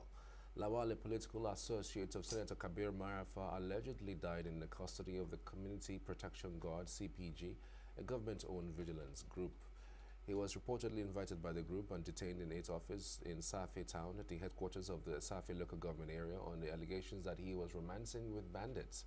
Speaking at a news conference in Gusau on Thursday, the chairman of the organization, Malam Murtalab Ibrahim, commended the State Police Command for accelerating the process of its investigation into Law's alleged murder case, or Lawal's alleged murder case. The commendation was coming against the backdrop of the arrest of some members of the CPG in connection with Lawal's mysterious death. He said that the revelation by the Commissioner of Police, Mohammed Dalijan, on the investigation process was encouraging, with the arrest of the suspects, including the former CPG State Commandant, retired Colonel Rabiu Yandoto. He urged the police not to rest on their OS until all those behind the killing of innocent people, particularly Lawal and Hassan Mada, were arrested and brought to justice. The group also commended the state government for sacking Colonel Yadoto from CPG and further urged the government to ensure that justice was served to the bereaved families. The Nigerian military in the last week eliminated 147 terrorists, apprehended 381 suspects, and rescued 113 kidnapped hostages across the country. The Director of Defense Media Operations, Major General Edward Buba, made this known while briefing newsmen on the operations of the armed forces on Thursday in Abuja. Buba said the troops recovered 74 assorted weapons and 3,498 ammunition, comprising 1 Dushka, 1 RPG bomb, 1 RPG charger, 42 AK-47 rifles and 10 fabricated rifles and 13 Dane guns and other sophisticated arms and ammunition.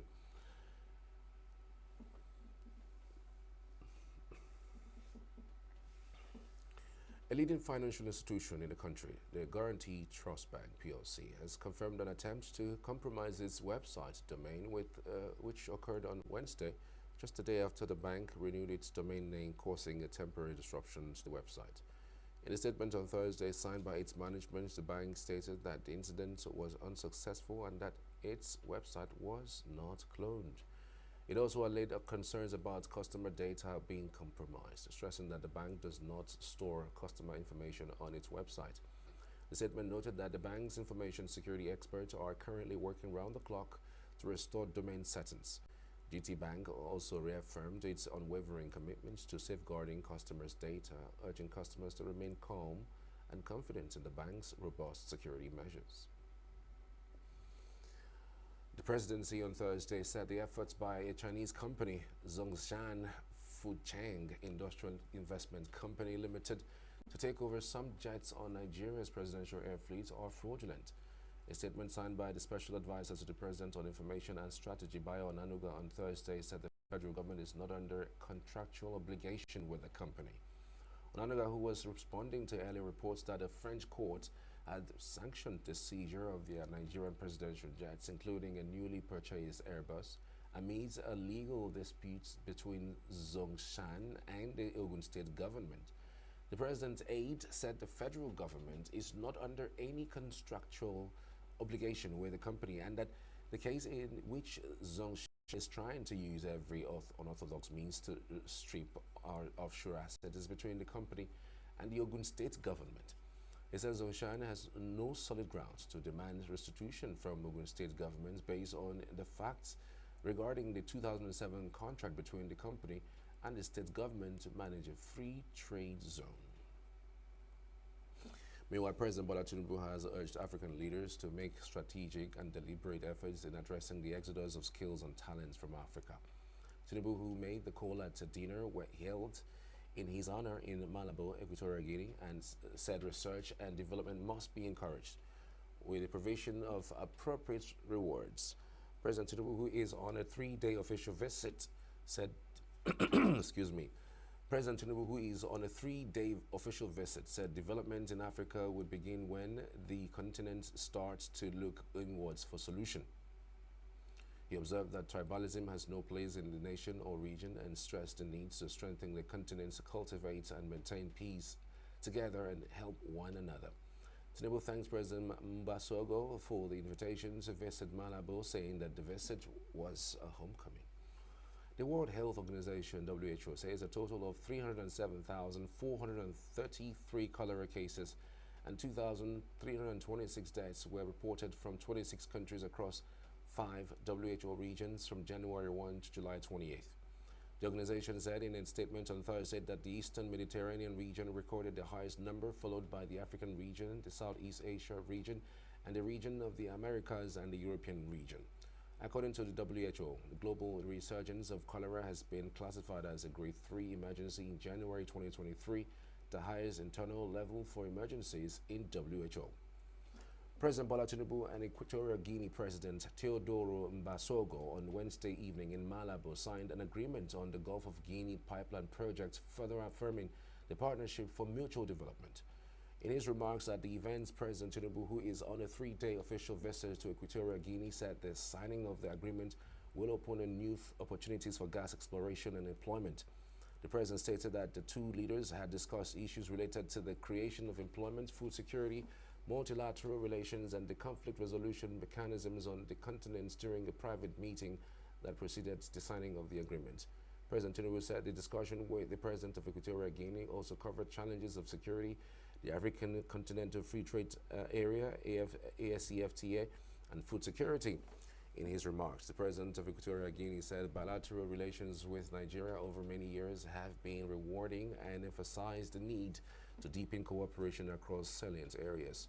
President Mbasogo said Africa's vision of having a permanent seat in the Security Council of the United Nations is vital for the development of the continent, affirming that Equatorial Guinea will work with Nigeria to realize the objective. National Oil Company, the Nigerian National Petroleum Company Limited, said it has uncovered and confiscated products from 63 illegal refineries in the past week. A documentary by the company on Wednesday said in the past week, 19 illegal pipeline connections and 63 illegal refineries were uncovered in the Niger Delta. The company announced the development amidst fresh concerns over the delay in the commencement of operations by Port Harcourt Refinery as earlier announced. The Port Harcourt Refining Company, a refinery under the management of the company in Rivers State, had again failed to commence operations after about 6 postponements. The Federal Ministry of Petroleum Resources, NNPCL, had promised to get the refinery up and running this month. However, no sign of the facility kickstarting crude oil refining just yet as the month drags to an end. In July, the Group Chief Executive Officer of the NNPCL, Mele Kyari, stated categorically that the refinery would come into operation in early August.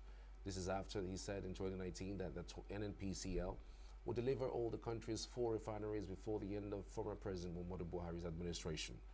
NNPCL has yet to comment on the reason for the delay. However, in a bid to show its efforts at combating crude oil theft and boosting the country's revenue, the company says 63 illegal refineries have been uncovered. Still to come, French Foreign Minister visits Lebanon, meets with Parliament Speaker. As war rages on, Gaza death toll surpasses 40,000, Health Ministry announces. Do stay with us.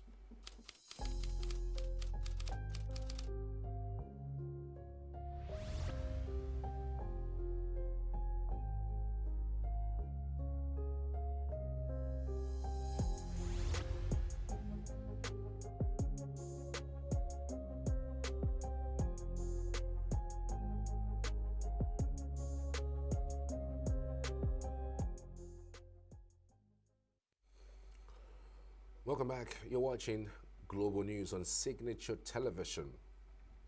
French Foreign Minister Stéphane Séjourné arrived in Lebanon on Thursday to meet with Lebanese officials amid fears that the hostilities between Lebanon's powerful militant group Hezbollah and Israel can turn into an all-out war. Séjourné first met with Lebanese Parliament Speaker Nabil Berri and is due to meet with Lebanon's caretaker Prime Minister Najib Mikati and his Lebanese counterpart Abdallah Abu Habib. Iran-backed Hezbollah began cross-border attacks on Israel soon after Israel forces began a military assault on Gaza in response to the deadly Hamas attack on Israel on October 7, 2023. U.S. envoy Amos Hochstein, a senior advisor to U.S. President Joe Biden, was in Beirut on Wednesday, August 14, to deter an escalation between Hezbollah and Israel after the latter killed a senior Hezbollah commander in Beirut's southern suburbs last month. Hossein said he believed all-out war between Israel and Hezbollah could be avoided, but the Israel and Hamas needed to move towards a peace agreement for Gaza without further delay. A new round of Gaza ceasefire talks was underway in Qatari capital Doha on Thursday afternoon, with Israel's spy chief joining his U.S. and Egyptian counterparts and Qatar's prime minister for the closed-door meeting. Chinese Foreign Minister Wang Yi said on Wednesday that China is willing to work with Myanmar to deepen bilateral, mutually beneficial cooperation in various fields. Wang, also a member of the Political Bureau of the Communist Party of China CPC Central Committee, made the remarks when meeting with chairman of the Myanmar State Administration Council, Senior General Min Aung Hlaing, in Myanmar's capital, Naypyidaw. Min Aung Hlaing said Myanmar attaches great importance to its relations with China. It is committed to developing Myanmar-China friendship, firmly adheres to the One China policy, and is willing to remain a friendly neighbor and that China can always trust. The Myanmar SAC chairman said Myanmar looks forward to advancing the Belt and Road Initiative with China and strengthening cooperation in economy, trade, infrastructure, agriculture, energy, and other fields. He thanked China for its constructive role in promoting peace talks in northern Myanmar, expressing hope that China will continue supporting Myanmar in safeguarding domestic stability and achieving political reconciliation. China is willing to deepen cooperation with Myanmar in various fields, pushing for more tangible results in building the China-Myanmar community with a shared future. Meanwhile, China is ready to work with Brazil to take the 50th anniversary of the establishment of diplomatic relations between the two countries as a new starting point to jointly promote the building of a China-Brazil community with a shared future, Chinese President Xi Jinping said on Thursday. Xi made the remarks in his congratulatory message to Brazilian President Luiz Inácio Lula da Silva on the 50th anniversary of the establishment of diplomatic relations between the two countries. China and Brazil, both major developing countries and key emerging markets, are like-minded, good friends and partners that join hands and move forward together. Over the past half-century since the establishment of diplomatic relations, regardless of changes in the international landscape, the relationship between the two countries has maintained stable development with increasingly prominent, comprehensive, and strategic global influence. The friendship between Brazil and China has been strengthened and cooperation has become increasingly diversified. At present, the two countries have maintained cooperation in many fields and at all levels to jointly build a more prosperous, peaceful, and just world, said Xi and Lula. While promoting the development and revitalization of their respective nations, China and Brazil have also played significant roles in contributing to world peace, stability, and prosperity. Xi emphasized that during Lula's successful visits to China last year, the two sides reached a significant consensus on piloting and opening a new future for China-Brazil relations in the new era. China is ready to take the 50th anniversary of the establishment of a diplomatic relationship with Brazil as a new starting point to continuously strengthen the alignment of development strategies between the two countries, deepen exchanges and cooperation in various fields, add new dimensions of the era to the China-Brazil relationship, and work together to promote the building of a China-Brazil community with a shared future, he said. The Brazil-China ties are increasingly important for building the multipolar order as well as a more just and effective global governance, Lula said, adding the bilateral ties play an underpinning role in the stability and predictability of the two countries and the world.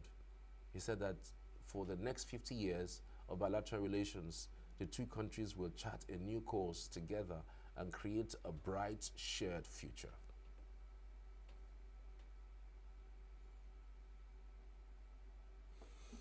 And that's the news this hour. Charles Pius is my name. Thank you for watching. The morning show starts after this.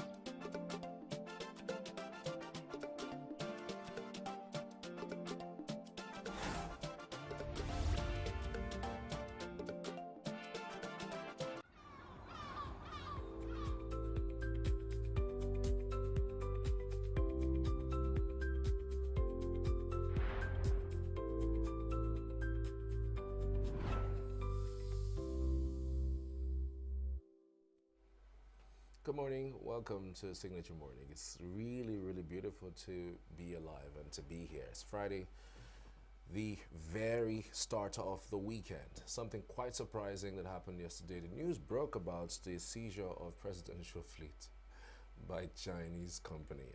I'm so shocked by that news because, again, that agreement was between a state government and the company. I'm wondering why the state, did not address this, and why the company apparently is even going against the national assets. I mean, as far as the national fleet of the Nigerian president, why are they not seizing an asset in Ogun State? Why are they not maybe seizing, because I know in an agreement you should actually have some sort of thing that has to do with if at all you miss out on this. I'm not sure the presidential jet is among the things you can seize because you have a disagreement with a particular government, So I'm wondering, why is that really? Government is out saying that is a fraudulent means of getting back at us just to embarrass the president. I thought that was really embarrassing. I've never heard that kind of thing before in my entire life, and I hope this comes out really good.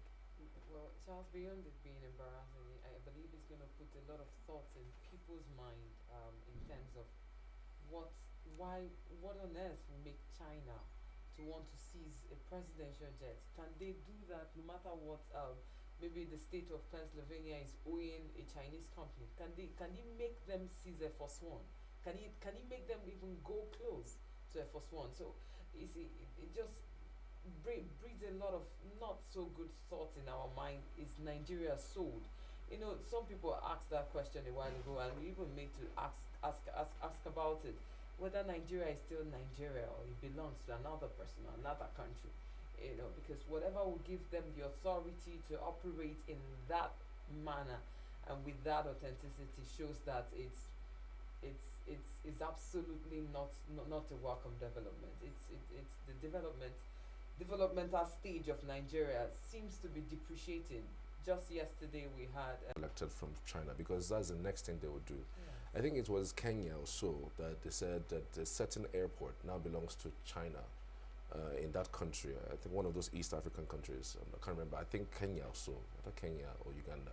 That one of their airports now belongs to China, and so China operates it. They collect the monies, whatever tax that's accrued to it, they collect it, and that's because of the defaulting in loans of that country. But again, you really cannot blame them to that extent, because I mean, you owe them, pay them up, and this is again underscoring the issues about Nigeria not getting their acts right when it comes to agreements, on honoring an agreement.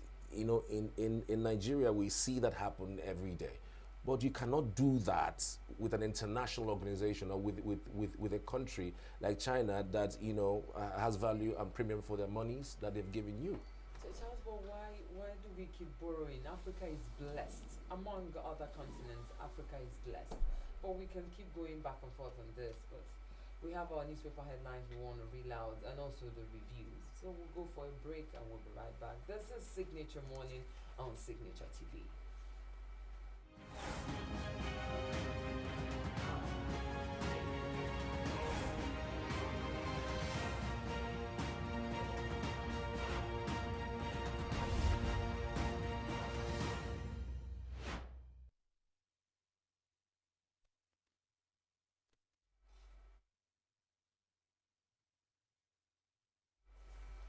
Welcome back. You're watching Signature Morning on Signature Television. So we're kicking off with the Punch newspaper this morning. On the Punch, harvest season reduces food inflation to 39.5%. Well, nothing to smile about because the prices are still up. We're still talking about the fact that Nigeria might be sold. There's fear because on Ogun FTCC, Chinese firm targets Nigerian assets in 8 countries. So it's beyond Nigerian shores now. Chinese firms target Nigerian assets in 8 countries with the Riders Junction, eyes assets in UK, US, others. Presidency vows to protect jets. Okay, interesting. I hope they also pay up what they owe them.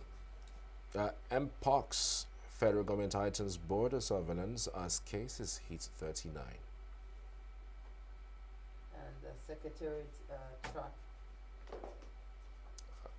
I'm stunned with this mpox, monkeypox thing, though. It's quite scary. Educationist files 11 billion naira suit against Sanwo-Olu over school demolition.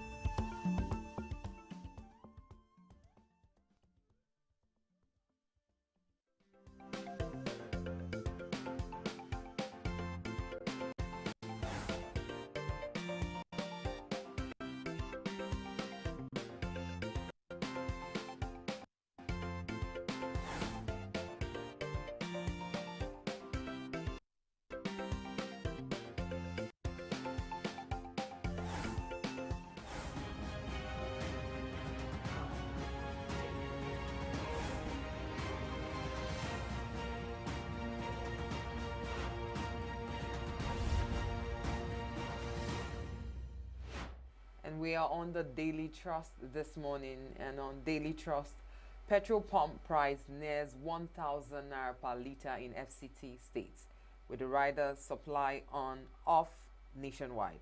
CSO knocks NNPCL and National Oil Company silent.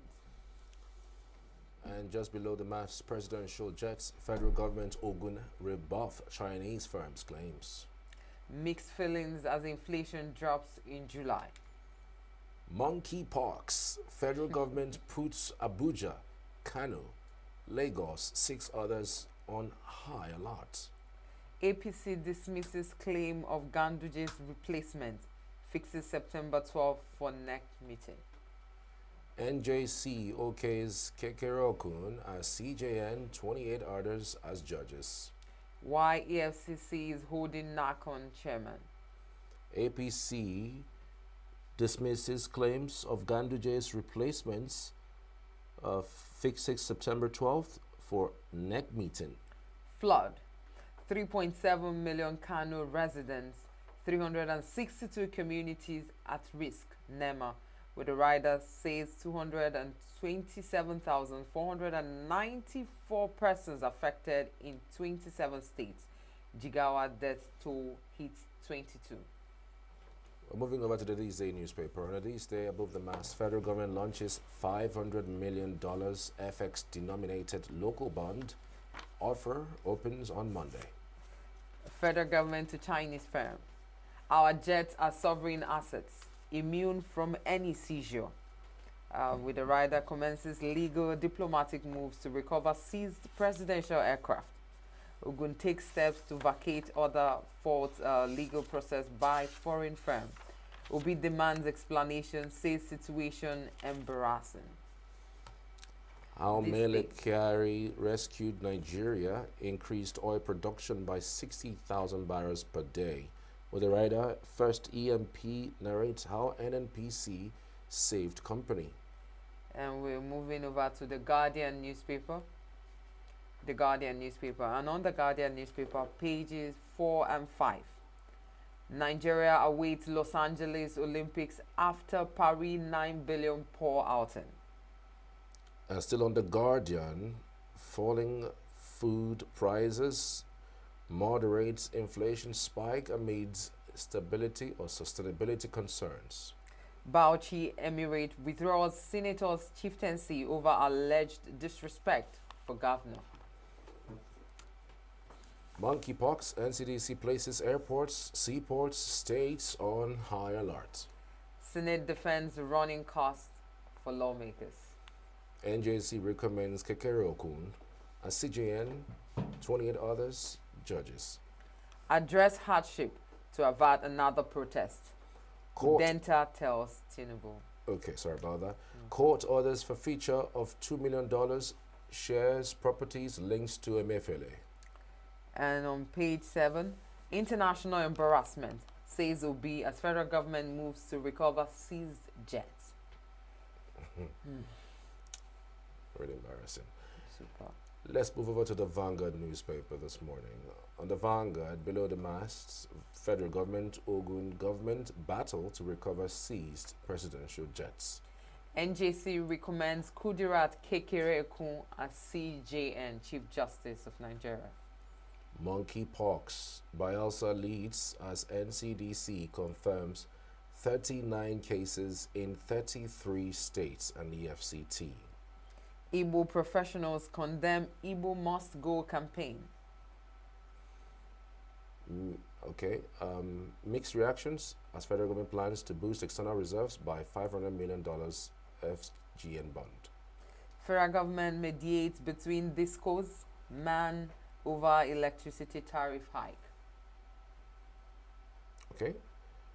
Still interesting headlines there. Inflation rate eases to 33.4% in wake of harvest season. And I believe that we all will be taking this morning on the dailies. I will move straight for our reviews because there's a whole lot to talk about. And we have Mr. Chris Maduka to do this with us. Good morning, Chris Mad. Good morning, Chama. And good morning, Charles. Good morning. Yes. You can see one of the screaming headlines, like Charles wants to say. It's the fact that Chinese, of all the things to seize, the presidential aircraft. What's your take on it? What's your reaction to it? Well, how do I react?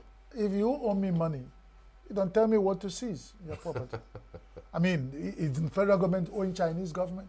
I mean, because the state government are not recognized in diplomatic circle at that level. And every big loan you take is guaranteed by Ministry of Finance.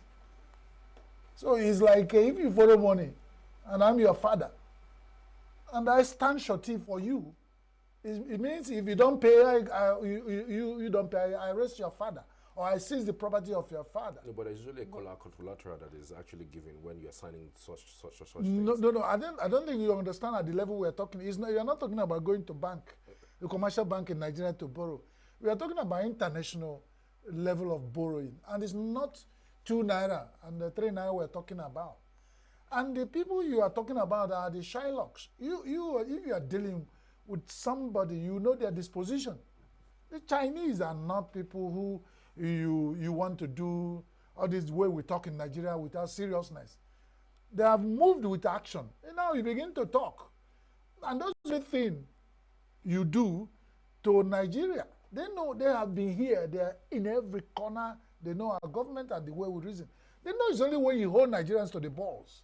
And that's when they will react. And then they didn't go for embassies building. They didn't go for, they went for where you will feel it and then you begin to talk. And then we are here in Nigeria that the federal government and the good state are battling to, these are less than $100 million. The federal government could have, sign out and come back to collect it back. Some people recommend pay the debt, come back and get Ogun State to pay you back. Because it becomes internal thing and avoid this embarrassment. 2 of you have used the word as national embarrassment. And a lot of Nigerian big men have said it's national embarrassment. I will come to think about it. How many times do Nigerians care about embarrassment? We're already embarrassed. So, there is a saying that the face of a strong man weakens a sharp knife. I love that. So but in this case, there's no hard man involved. My point is, so in the international world, how is Nigeria viewed? Because I actually was making an instance. If this happened between China and Pennsylvania, or even Texas, they cannot touch. That's where America wouldn't let them you have answered touch. the question. So if it's some other place, what on earth is happening that Nigeria looks like a stroll in the park? No. What I'm saying, you know that there's this analogy that if a big man, probably at the age of 70, marries a girl of 21 years and call that girl a wife. 1, 2, 3 days, the age difference is balanced. He knows your baptismal name, even the baptismal name of your father. So he can look at your face and say, you're no more the husband. He'll call you by your name and say, Chris, bring money, let's chop. It got to that level that Chinese people have known Nigeria to that level, and they know, because if you want to deal with somebody, you organize yourself like you know. And now this one is like, if the Chinese government, the Chinese people are still looking at Nigeria as giant of Africa, evidently enough. So probably they've taken away the G and the I, took it to China, and what is left for you to say. So you don't go accuse me and say Nigeria. I said Nigeria is ant of Africa. No, it's not what I'm saying. I said if you had used the spelling of giant and they remove G and I, whatever is left is whatever give the Chinese government and the firms, not even the government, the firms, the authority to seize 3 Nigerian presidential jets. Well, it's not possible that they did it without the more we go about it, the more we keep embarrassing ourselves if we keep reviewing it. No, I mean, I just want to even talk about the correspondences. I can imagine the amount of times this Chinese company may have written to the state government about these monies. I can also imagine the amount of times they must have also liaised with the Ministry of Finance about this money. I can also imagine the amount of times they must have also gone to the presidency talking about this money. I can just think of, because they can't just stand wake up one morning and then just go to France court and just to get the process of court. Yeah, the back and forth. And then there's no way we wouldn't have had a representative in that court to defend us. I mean, you can't just, do a judgment without a defense from the Nigerian in France, system. And I know we have an embassy in France, and a very strong one. I really want to know the build up to this, because it's not just only embarrassing. It's just it just tells us how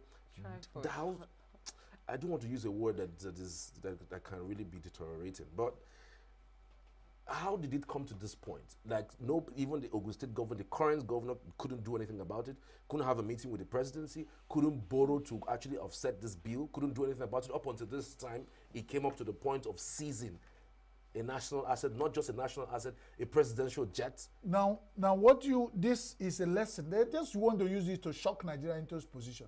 If they tell you the amount of money the state governments are borrowed, but what baffles me is this borrowing that you as state government cannot borrow money internationally without the Federal Ministry of Finance guaranteeing it. And they go wake up every day borrowing, and the federal government is guaranteeing, and you say it's embarrassment. Is the federal government saying they don't know that Ogun State is owing this amount of money? And they see, like you said, every Nigerian, we don't take things serious. We are set of people, I don't know whether it's in our character, and whoever did it to us, how we get here, we cannot say. That we don't run for rain until we are drenched. Not just, we are drenched to the bones. And that's what has happened. And people we are dealing with, like you made it all. You said it all. The process that got to a bank, a court, sitting in France, sitting over it with somebody defending Nigeria in this case, and the process went to the point that a judgment was given. And the judgment was given, and maybe Nigerian establishment, the judgment they heard and they read it, and they're still calling bluff. Because that's what it means. I read in one headline where they say, call it bluff. They can, in one of the papers of today, Ogun State is saying, you just call it bluff. Somebody has moved to seize your presidential, I still say you're calling the bluff. Until they begin to cannibalize it and sell the past to retain their money. Is it when what will Nigeria do? Let me tell you. Go to war?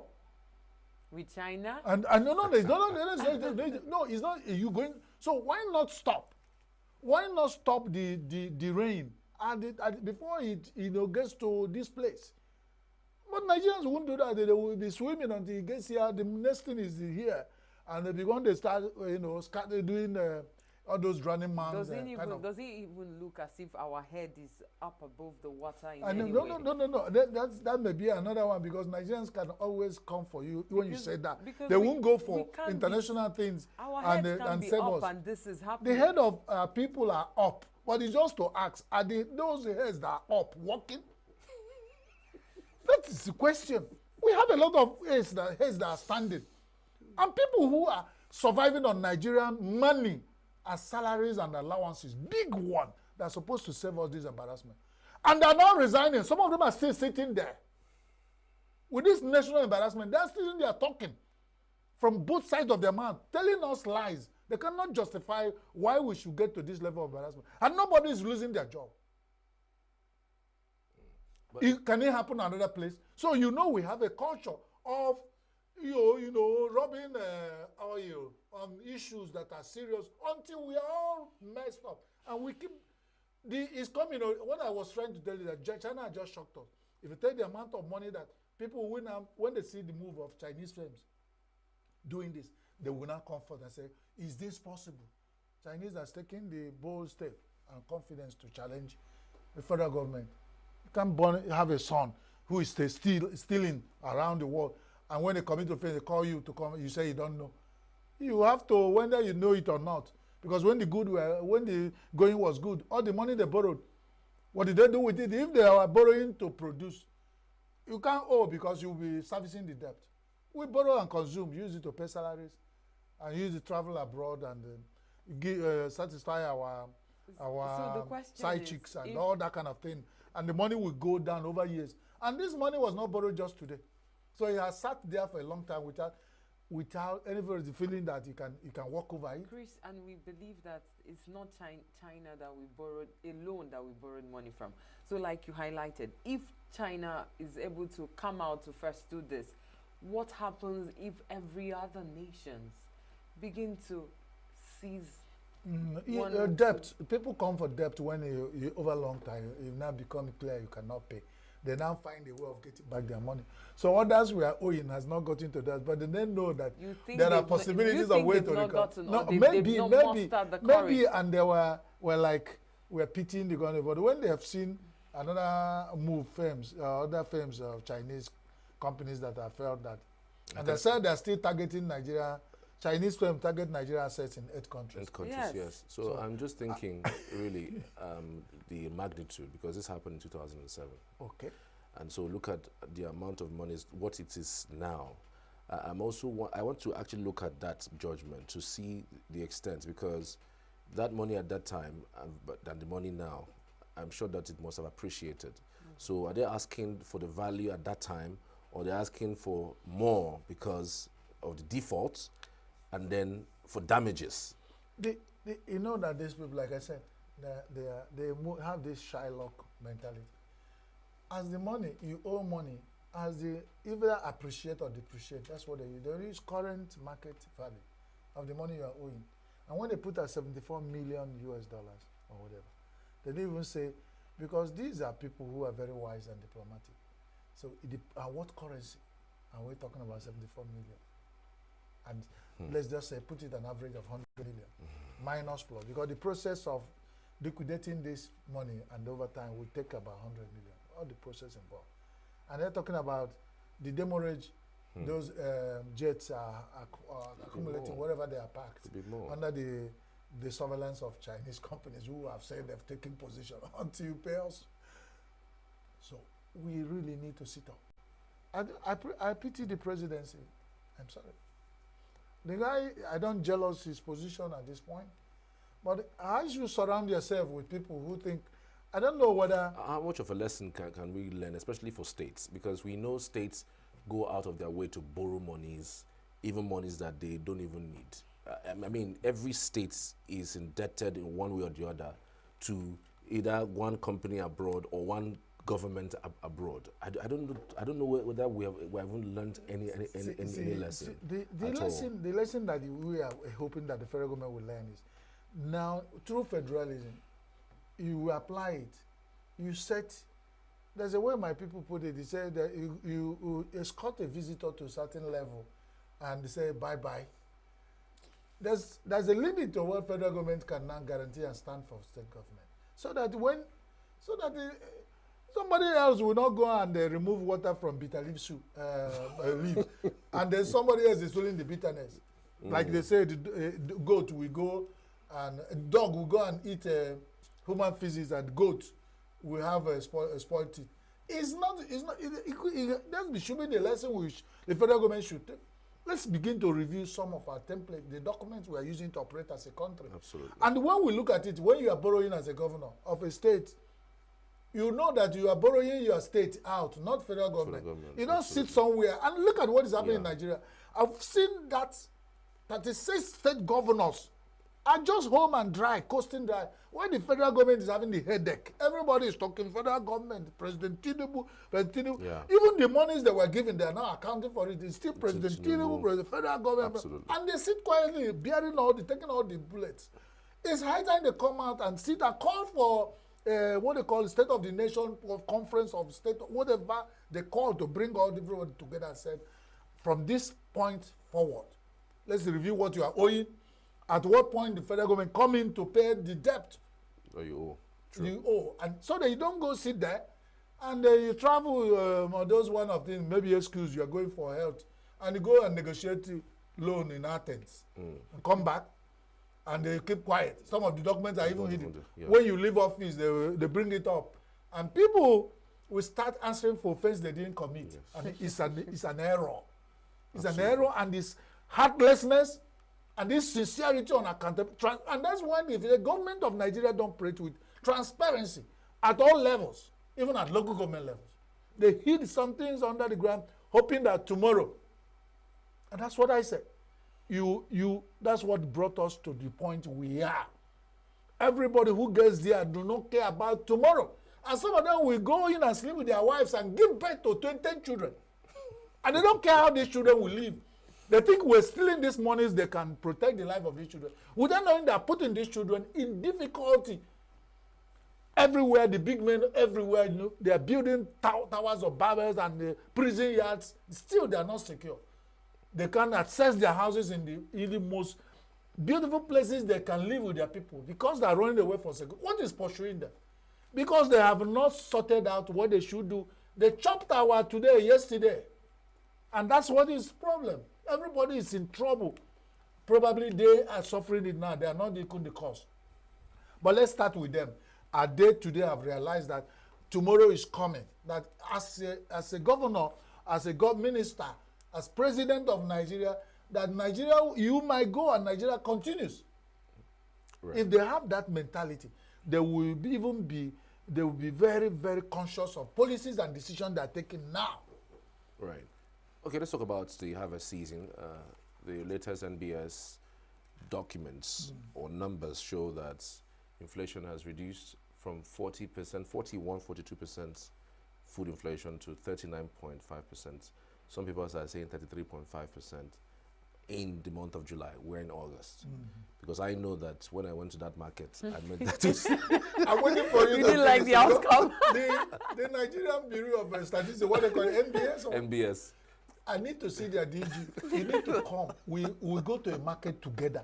This data they are generating, I don't know, are they generating it from, is it Nigeria that you know, me and you know that a bag of rice, whether it's local or foreign, in fact, let's start with local, because we are talking about patronizing. A bag of a local rice at the market where I buy the food I eat in this country is about 90,000 naira. Wow. Yes. What has changed? And they're coming in July.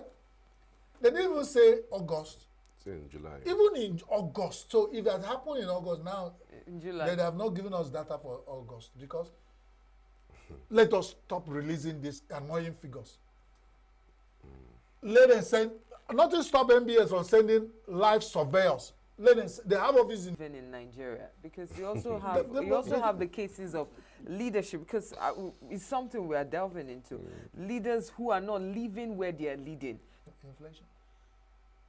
And that food prices, okay, but the newspaper report says even with that, the food prices remain constant. So we're even bothering ourselves talking about, because they have contradicted themselves. Whatever you have given us is just to satisfy the presidency. Release a figure telling the president the real situation, NBS. The Bureau of Statistics, please. And the world will use it. If they will need to pity us, they will pity us. Don't release these figures and then people. Because if they come on national television and radio and tell people, and they remain there 5 minutes after you release the figure, and not see whether people will come and say, come and follow us to the market. Tell us, point at those frogs and stone. Let's see the difference.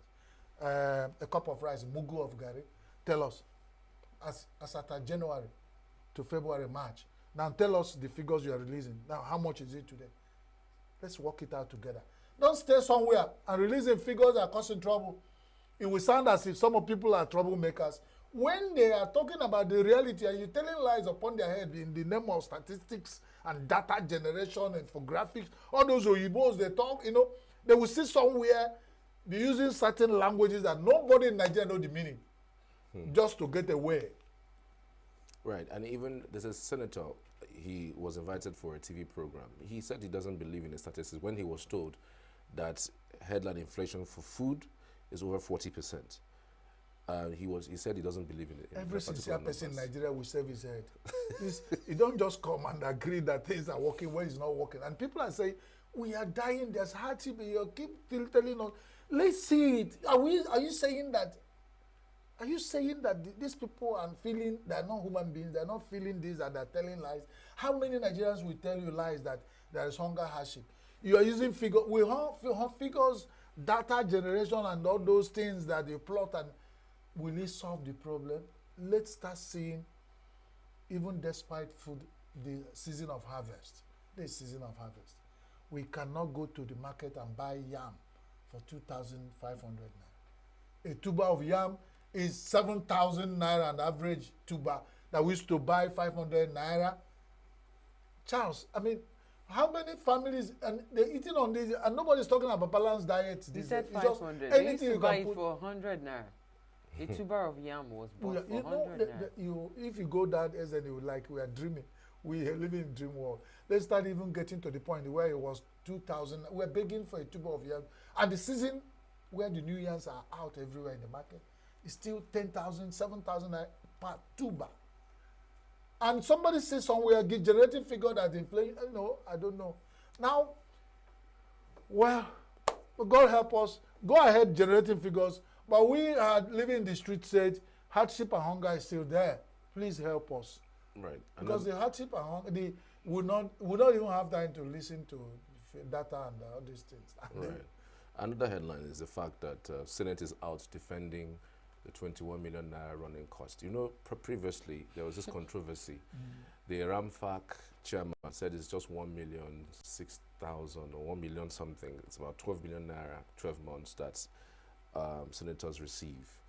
Then a senator from Kano State said what he receives per month is 21 million naira. So the Senate president is out saying that their salary is different from running costs. That running costs is not peculiar to them. That other offices, like offices of the judiciary, the presidency, have this running costs. That is not peculiar to them. That is, it's not them that fixed it. That is just how it is. So salary is still 1 million, but running costs is what that people should stop looking at. Together, 21 million. You run as a senator, get a salary of 1 million naira. But before the month runs out, you have run a cost of 19 million. It makes it or 19 months something, and it makes 20 million. So it gives you 21 million a month in your account comfortably. How can in the running costs be more than salary? The same country where unemployment, where hunger, people are dying. I keep saying this. Where people can barely find one. When you say, people say 1 square meal. If a meal is square, one, you can manage. This one, I don't know what they call it.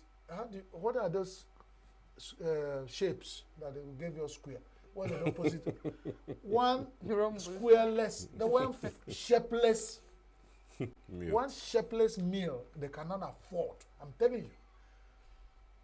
There's no security in the street that you can say, I'm hungry, let me hit the street, go into the market and start carrying luggages for people who have come.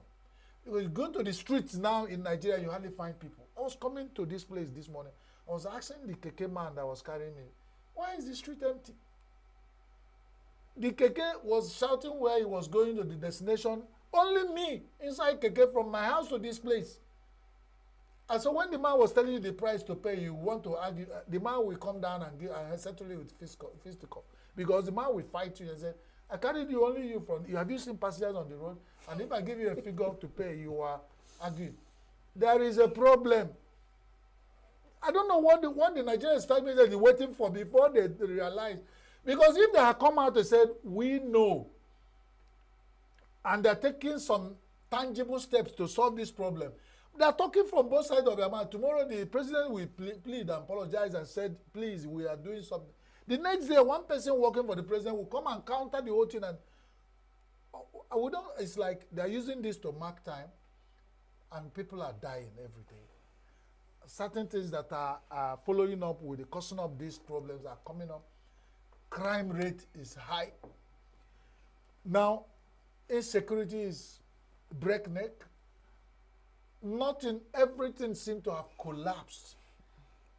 The governance, the economy, education, health, transport, everything is at the lowest ebb. And we still run as a country. And some people will sit down and still make defense and justify. What we are saying is that they are doing something. But this, what they are doing is not yielding result. Why not come back and restructure, replan, reorganize? Let them re-strategize, all those kind of words they like to use. Let them begin to put in action. Until this is done, and I know Nigerians that are resilient and people who require very little from even government. Once they can survive and find their level, they don't care what you're doing. Why are people coming out to the street to protest now when it becomes so difficult that even what they can do for themselves, they can't do? That's why a typical Nigerian do not care how much a state governor gets from Abuja to run the state. They don't come to action. They don't even know who is their ward councillor in their local government. They don't. Most Nigerians don't know. They don't know the name of the person representing them at the state or federal assemblies. They don't know. They don't know who their governors, commissioners and ministers. It's only when it becomes difficult to attend the event they will say, is that the man? And they go their way to live. And these people have used this kind of mentality of Nigerians to deal with Nigerians over time. They just know that these people don't ask questions. It's only 4 years we go back. Tell them the same lies we told them over years. Let me tell you, which politician has changed the way they come to campaign for votes? Since 64 years of independence. They come the same way. I water you, I fire you, I do this, I will pay salaries. And people will clap to them. And they will share wrapper to women, and not even good wrapper. Ankara, share some cups of rice, and then deceive people and go. These days, they don't even give it to you for voting. They just give it to you to stay at home during the day of election so that they will have time to go and rig. Because if Nigerians come out to really vote and follow their votes, this mess would have stopped. So even Nigerians share in this blame. Nigerians are so docile kind of human beings. They're afraid of death. And some of them said, is this life we are living? They will always come and tell you, if you say talk, they will come and arrest you. Is it not good that you are arrested? It was a senator in Nigeria said, if you talk, you die. If you don't talk, you will die. So why not talk and die? We took it as a joke. It has come to that point that people in government should realize that this can't continue for too long. Only God knows. We can't continue for too long. Let them begin to do some things and take some tangible steps. And I think that's all I can say. I'm not a prophet of doom. I'm not saying, but I live as a man, as a young person in Nigeria, grew to this point. My experience tells me that when fire, if I hash on top of a very growing fire over there, it might still be growing under. If you put your leg there, you know that the fire will show you what fire does within the ear of a rat. Another headline is the monkeypox that is spreading. Say 39 infections 39 already recorded across 33 states, and Bayelsa is leading. This monkeypox thing is becoming scary. Looks like Ebola and a bit of what's the one we did in 2020? COVID. COVID. So, and it's quite the same thing. It's infectious. You touch If the you see fluids of the the if you person. see the bumps, the what they call it, The bumps, the of course. pictures I said, the flesh they bumps. are it's scary. Yeah. What we are saying is the resilience, preparedness of Nigeria health system, the NC, what they call it, the disease control, NCDC. the disease control body commission. What they are not coming out. They're just only the newspapers are saying they've not had, probably not read the details of what the Ministry of Health, all those emergency situations, they put some states on high alert. Mm-hmm. And this high alert means there must be what they are doing with people moving in and moving out. Mm-hmm. They should be in high alert everywhere. Because when COVID, when it was Ebola, the way it came into Nigeria, if it was not for a sacrifice, the matter of that woman, that devil. yeah, if it's not what she did, would have been a disaster for Nigeria. only God would have known. And they know such people, they fall once in a while.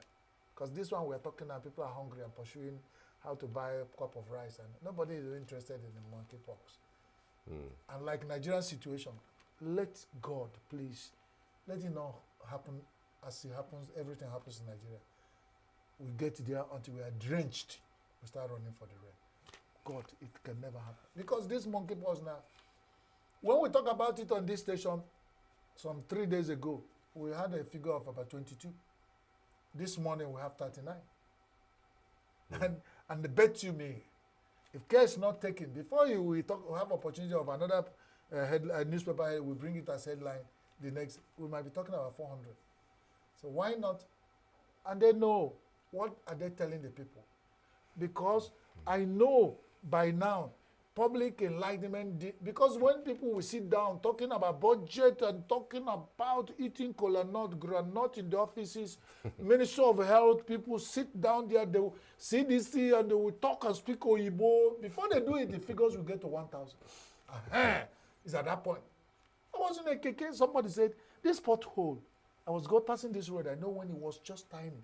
But now, if you get to that area, when it rains, I said, that's you. When he talked about it, I said, are you new in Nigeria? I even say, Keke man, you are transport organization, I mean, you are union. You pass here, but you saw that one. You didn't stop to cover it with small sand. Now it's blown. You are looking for somebody. But talk about it. The Ministry of Works, in all the Nigerian situation, will not do it. All those their patch thing they will be doing on daily basis so that they will stop. They will leave it until you grow into big budgets. Road maintenance, you become big. Chris. So why are we living like that? Not being proactive. Stop the flood until you start carrying the houses, everything away. This MFOX, we have started that way. Let God, we plead, have mercy. Let only suffer hunger and hardship. Because why you'll be surprised when I finish everything I say, if you look at me, even you that are seeing me, you can see I'm hungry. If you look at Charles, maybe Charles, the level of hunger in Charles has not gotten to mine. So I'm using myself as an example. I'm hungry. And the hardship is getting to me. So if you are using myself, let me be the bad goat that will cry for food for others. Let government do something. President Bola Tinubu, all the governors begin to do something. Trying in a bid for us to, trace where this is coming from. A picture caught my attention on Vanguard. And if you listen to Signature Morning News, Global News, like I always say, we come out with the best. We give you as it is. If you check the treaty, the agreement between Teodogo Obiang and Tinubu, Bola Ahmed Tinubu, after the signing, I don't know if another person saw what I saw. When they were shaking hands, there was a manner in which Teodogo held Tinubu. That is something you can see when Trump wants to exercise authority. Those are the things that also the international world could be interpreting and be seeing that this nation is a nation to be trifled with, is a nation to, it's like I use the word, a stroll in the park. No, I think you're very detailed, Choma. You know why I say very detailed? Most Nigerians are not thinking to that level of, what they say, this one doesn't matter how they, if you want to hold our president on the neck, where you want to greet him. Because it matters. Because from this, it breeds. You know, we first said about the fact that the Chinese, a French court, what is Nigerian presidential jet doing in France for in either way? It's held up where it's held up. Now, our president is held like, I don't want to use the very word, but trying to assess please leave that angle. It's good that you've been details, point it out, but I can't just go where they sign bilateral agreement with Equatorial Guinea, is it? And for pipeline. Whatever they signed there. And now my details, when people are looking for the figure, what can Nigeria get out of it? Their concern will be how the president of their country shook our president, whether he held him at the... Well, my people say when greeting passed the ankle like this, he turned to fight. So I don't know where he held the man. Because this is not the first time I have observed that. In other climes, there are also, like, Trump won't accept in some cases, or some other president. In other climes, this can't happen. But it's happening. So this is breeding. So how much people, how much country are we owing? So to be safe and know where our hardship is coming from, and, you know, to brace up for the match. So he who pays the piper dictates it too. If a man buy pants for a woman, one day he will say, let me see how it fits you. So it's you that will struggle. Women are asking for empowerment. Don't just sit at home as the wife and say, buy me pants, buy this. So if a man is doing all that, they want to exercise authority. So like you advised, Nigeria government, how many people are we owing? So that our president will not go for international engagement the way they will shake him. We shake him from January to December for our country. Nothing to keep. Everything we generate, we use it to pay. Because it's Nigeria that have fetched ant-infested firewood. So evidently, lizard will pay them courtesy call. Yes. Whoever did it to us, we will pay until we become independent. As we are talking, I've talked about the proverb or the analogy of mushroom and the children. What killed our parents in Nigeria are mushroom. But what are we doing for breakfast, lunch, and dinner? Still mushroom. And you think the problem will stop? The state governors, have they stopped borrowing? Federal government has stopped borrowing. Have we started using what we borrowed to produce so that we service the debt? Or that everything we get in crude oil and then we just be putting it to service? So we come here and be crying and we eating ourselves, fighting and killing ourselves and eating. All right, Mr. Chris, we just have to leave it there. Well, it's better we do because I don't want to get emotional. All right, thank you so much. It's always a good time to have your insights on the papers every single weekday. Yeah. So we're headed to Abuja, where Godwin Sunday is standing by for Dateline Abuja. Godwin, good morning. Can you hear me?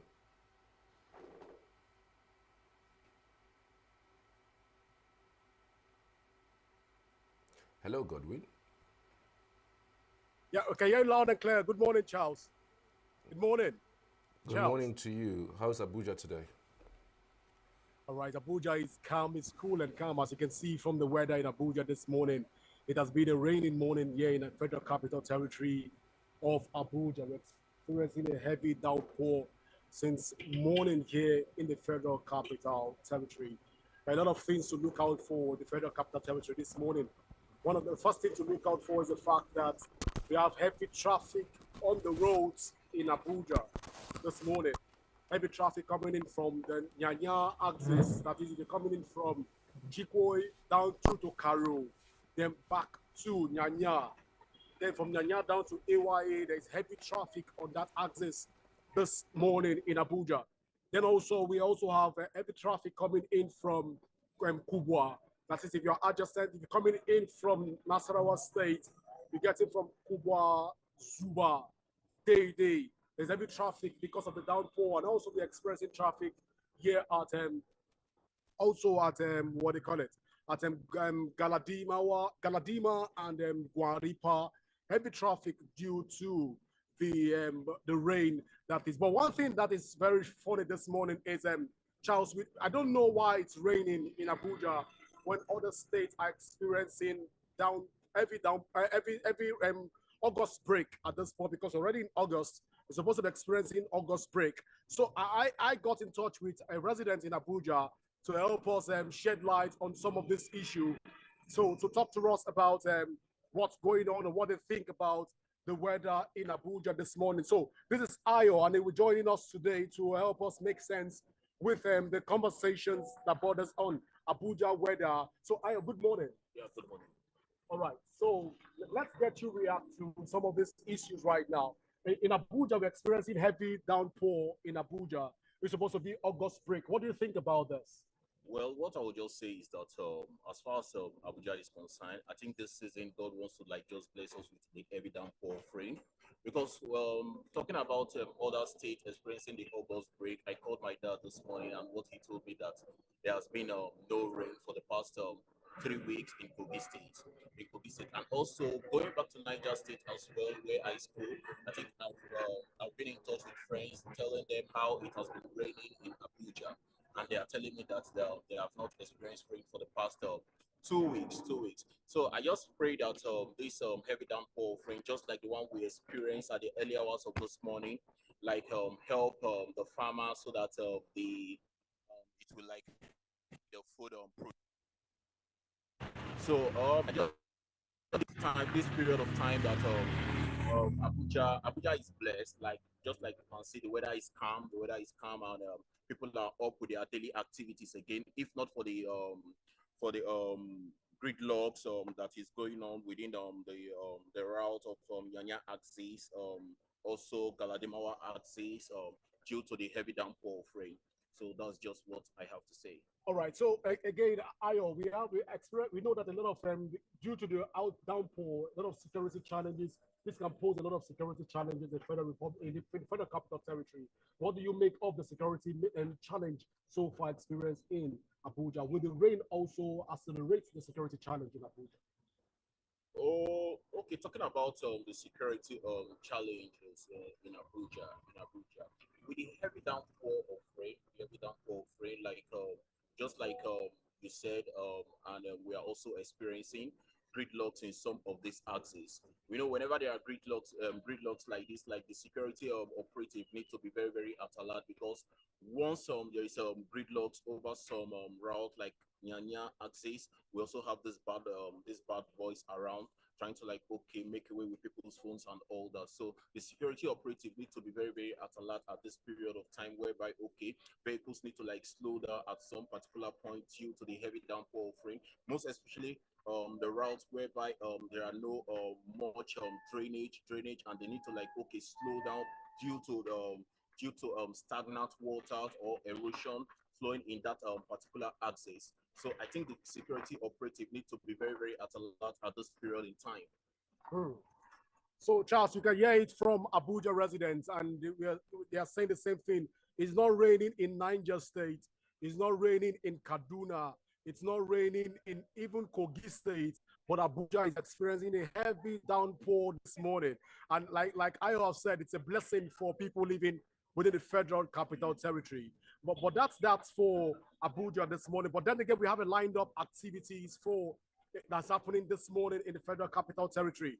I did report yesterday that we had security concerns yesterday, and that's geared towards the off-season elections in the Federal Capital and in states like Edo State and Ondo State. We have off-season elections, and security experts met in Abuja yesterday, and they resolved that they're going to build one of the things they said, they're going to build a very strong security network to ensure that the election in Edo State and Ondo State go on, and it must be peaceful. They are determined to make that happen, even from the resolution they've reached yesterday, as they communicated they passed to the presidency yesterday. Also yesterday, we also saw Abuja, Light Up Abuja project come alive yesterday. And this morning, we are having also a lot of activities are lined up this morning. First and foremost, we are having the Nigerian police will be doing a parade this morning in order to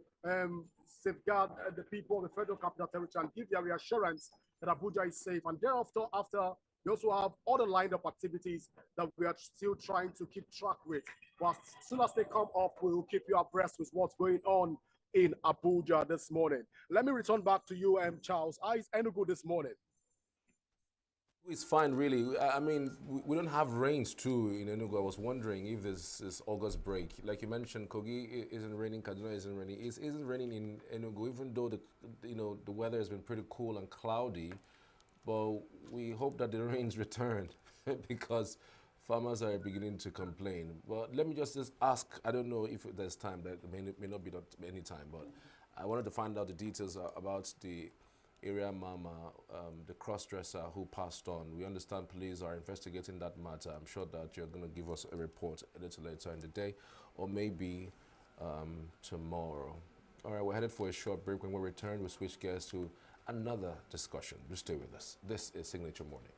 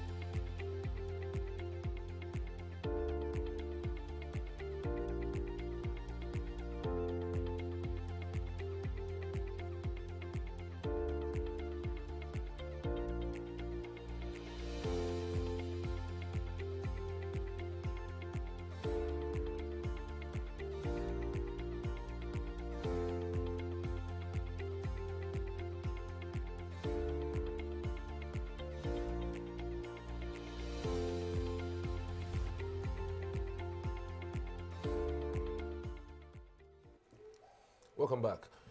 You're watching Signature Morning here on Signature Television. We're talking elections right now and the cost of organizing elections. We have been joined by Mr. Ojezuoke Edmund. He is the Director of Finance in Ibuesa South Local Government Area. Good to have you. Good morning, sir. Good morning. Yes. Good morning, uncles. Good morning. You're welcome. Okay, let's talk about the cost of organizing elections across board. I just want to start nationally.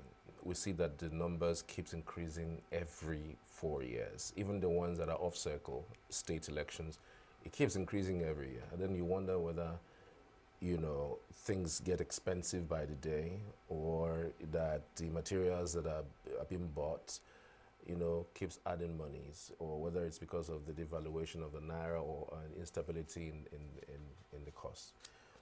Give us an overview for you of what you think makes election costs much more expensive than the one we previously would have.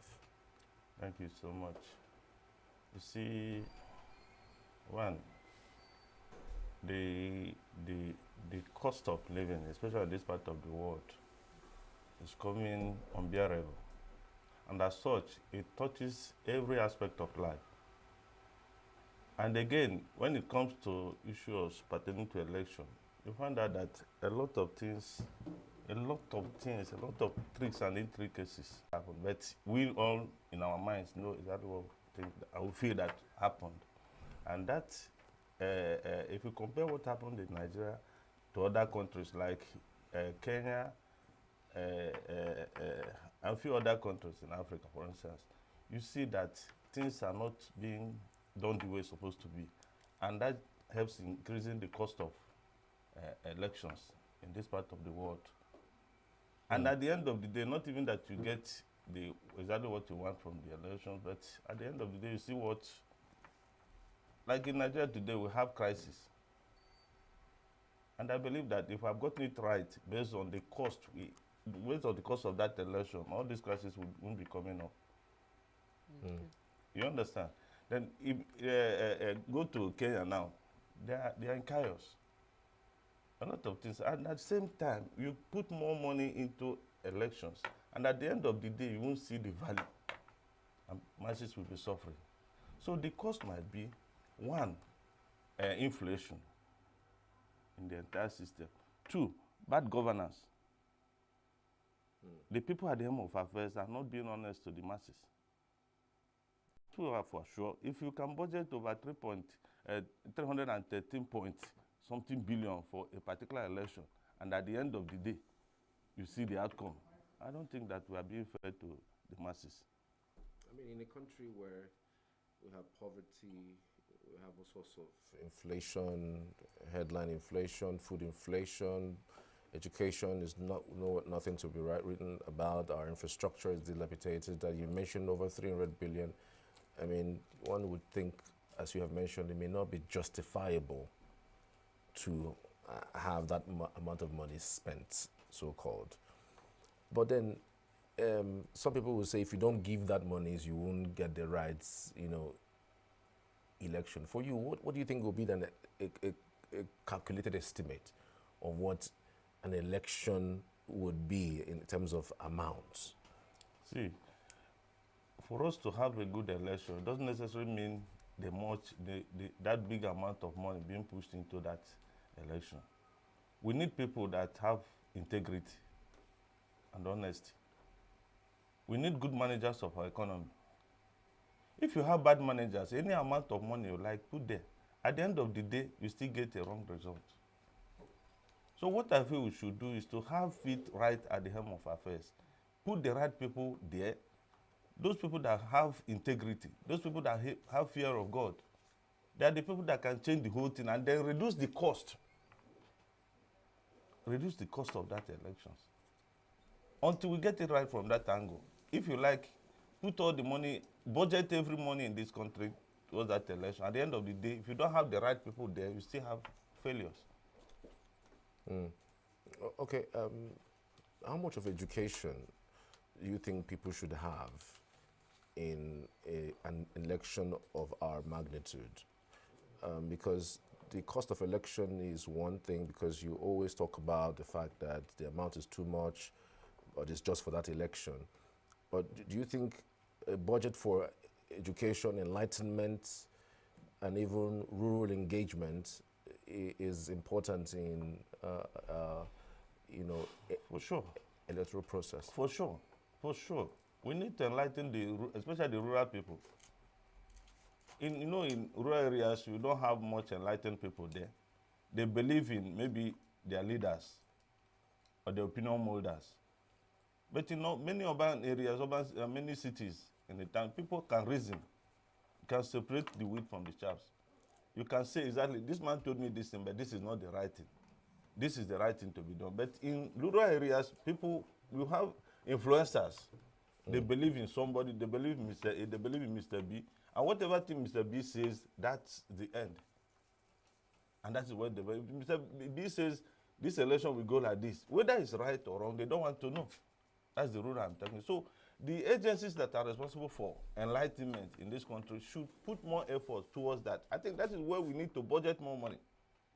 Have radio programs, have media programs, educate people, get town criers down to the village and tell them the rating even before the election comes so that they will know exactly where they are heading to. And if those things have been done, I think it will reduce the cost of governance and cost of elections. Because, you know, in this country, that's why I keep many people, you can see the Japa syndrome. It's not because this country is not good, but because of the way things are being handled. Many young men are being frustrated on daily basis. If, for instance, you and I know that if you manage 10 naira very well, we can achieve one or two things. But because the person that is at the helm of affairs that we give that 10 naira to the right person to manage it, may like to use his or her own brother or somebody close to him or a relative to do that thing at a higher cost. These are part of the problems we have in this country.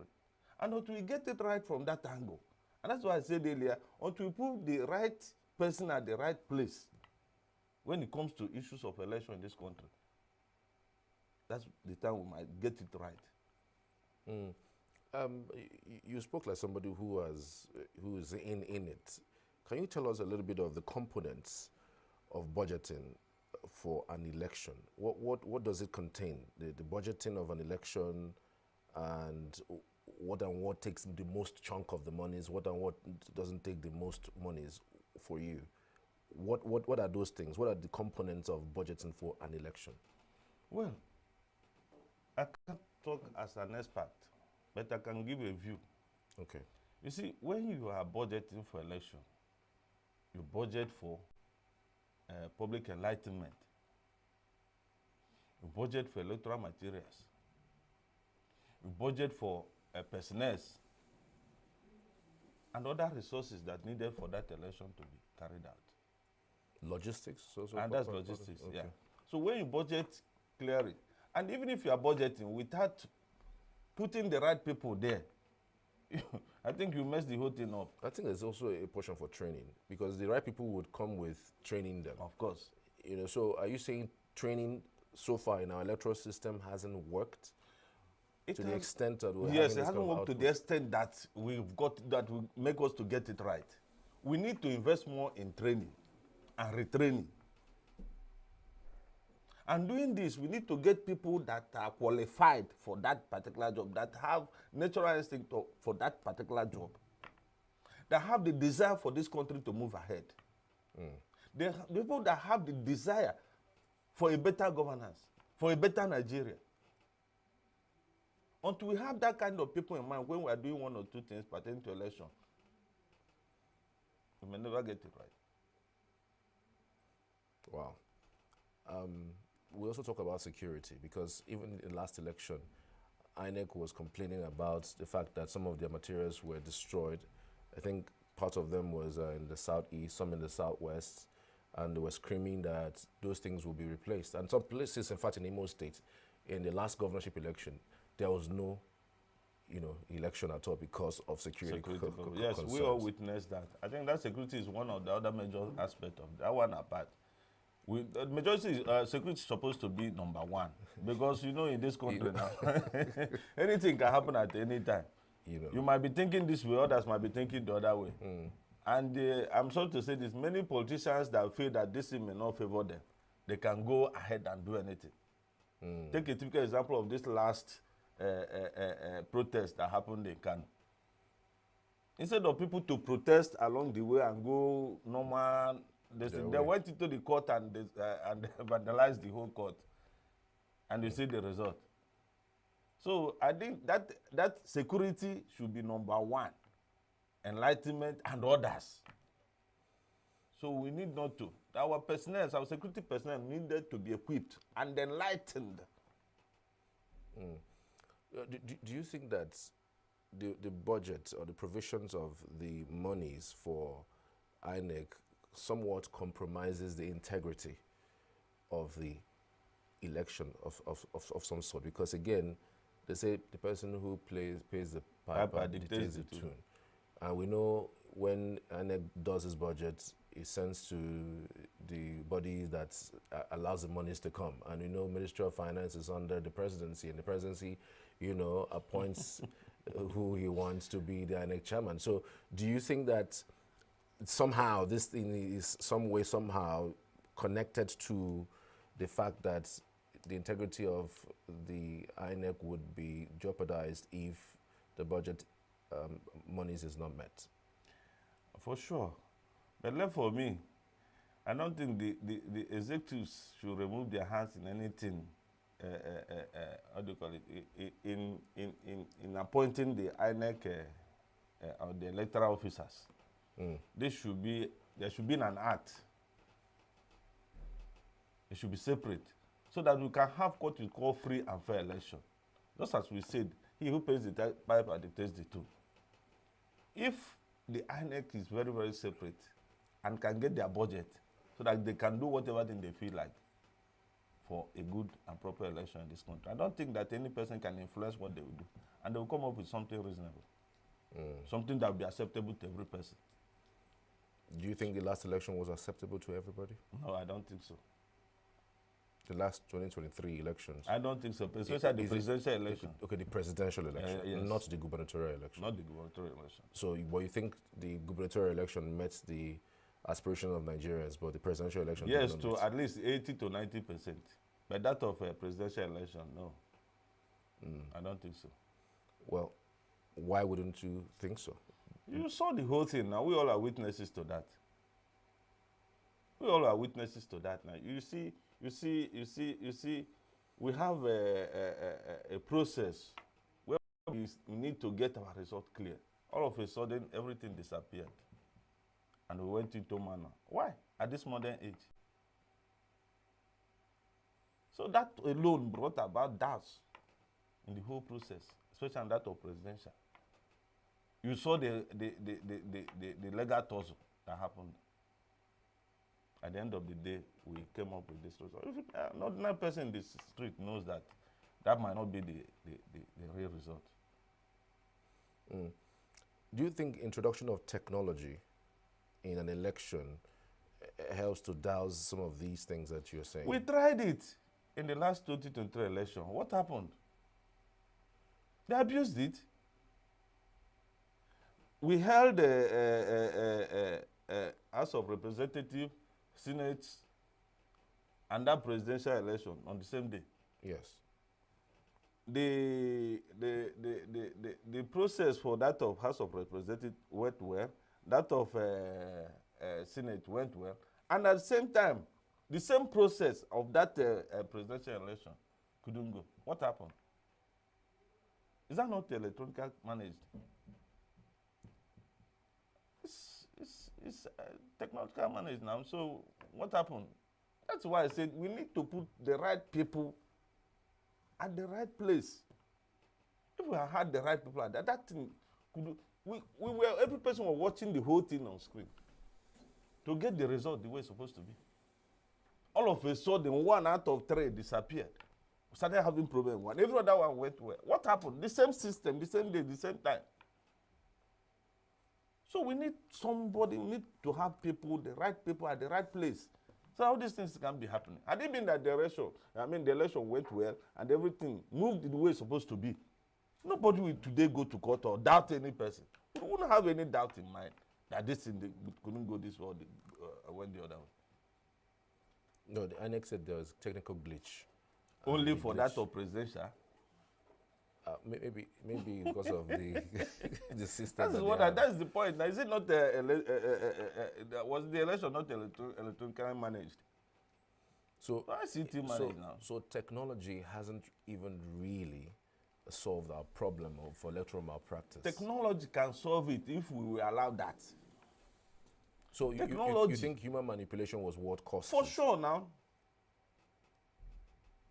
You can't prove it, for sure you see that I don't know how to put it, but we all were witnesses. You need not to tell anybody.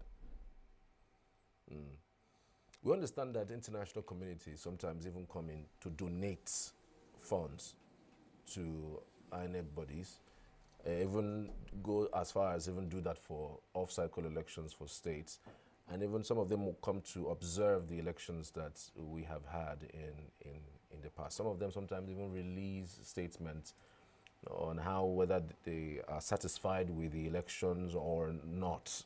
You know, I don't know whether you think the influence of these international bodies and the donations and their influence how far they go in terms of helping with our mode of operation at that level. Well, it all depends on the country. In this part of the world, I must be sincere to you, we are the blacks, the most populated black nation in the whole world. And at the same time, if the West can allow us to grow, we are sure that in the nearest future we might be competing with them. But many a times, those donations they send to us influence our ways of doing things in this place. How? I'm coming. Now, when they give us that money in the open, they'll come. It's good they come and give that election credence, because they are observing the election, tell what they see. We tell the whole world that this thing went well or it didn't go well.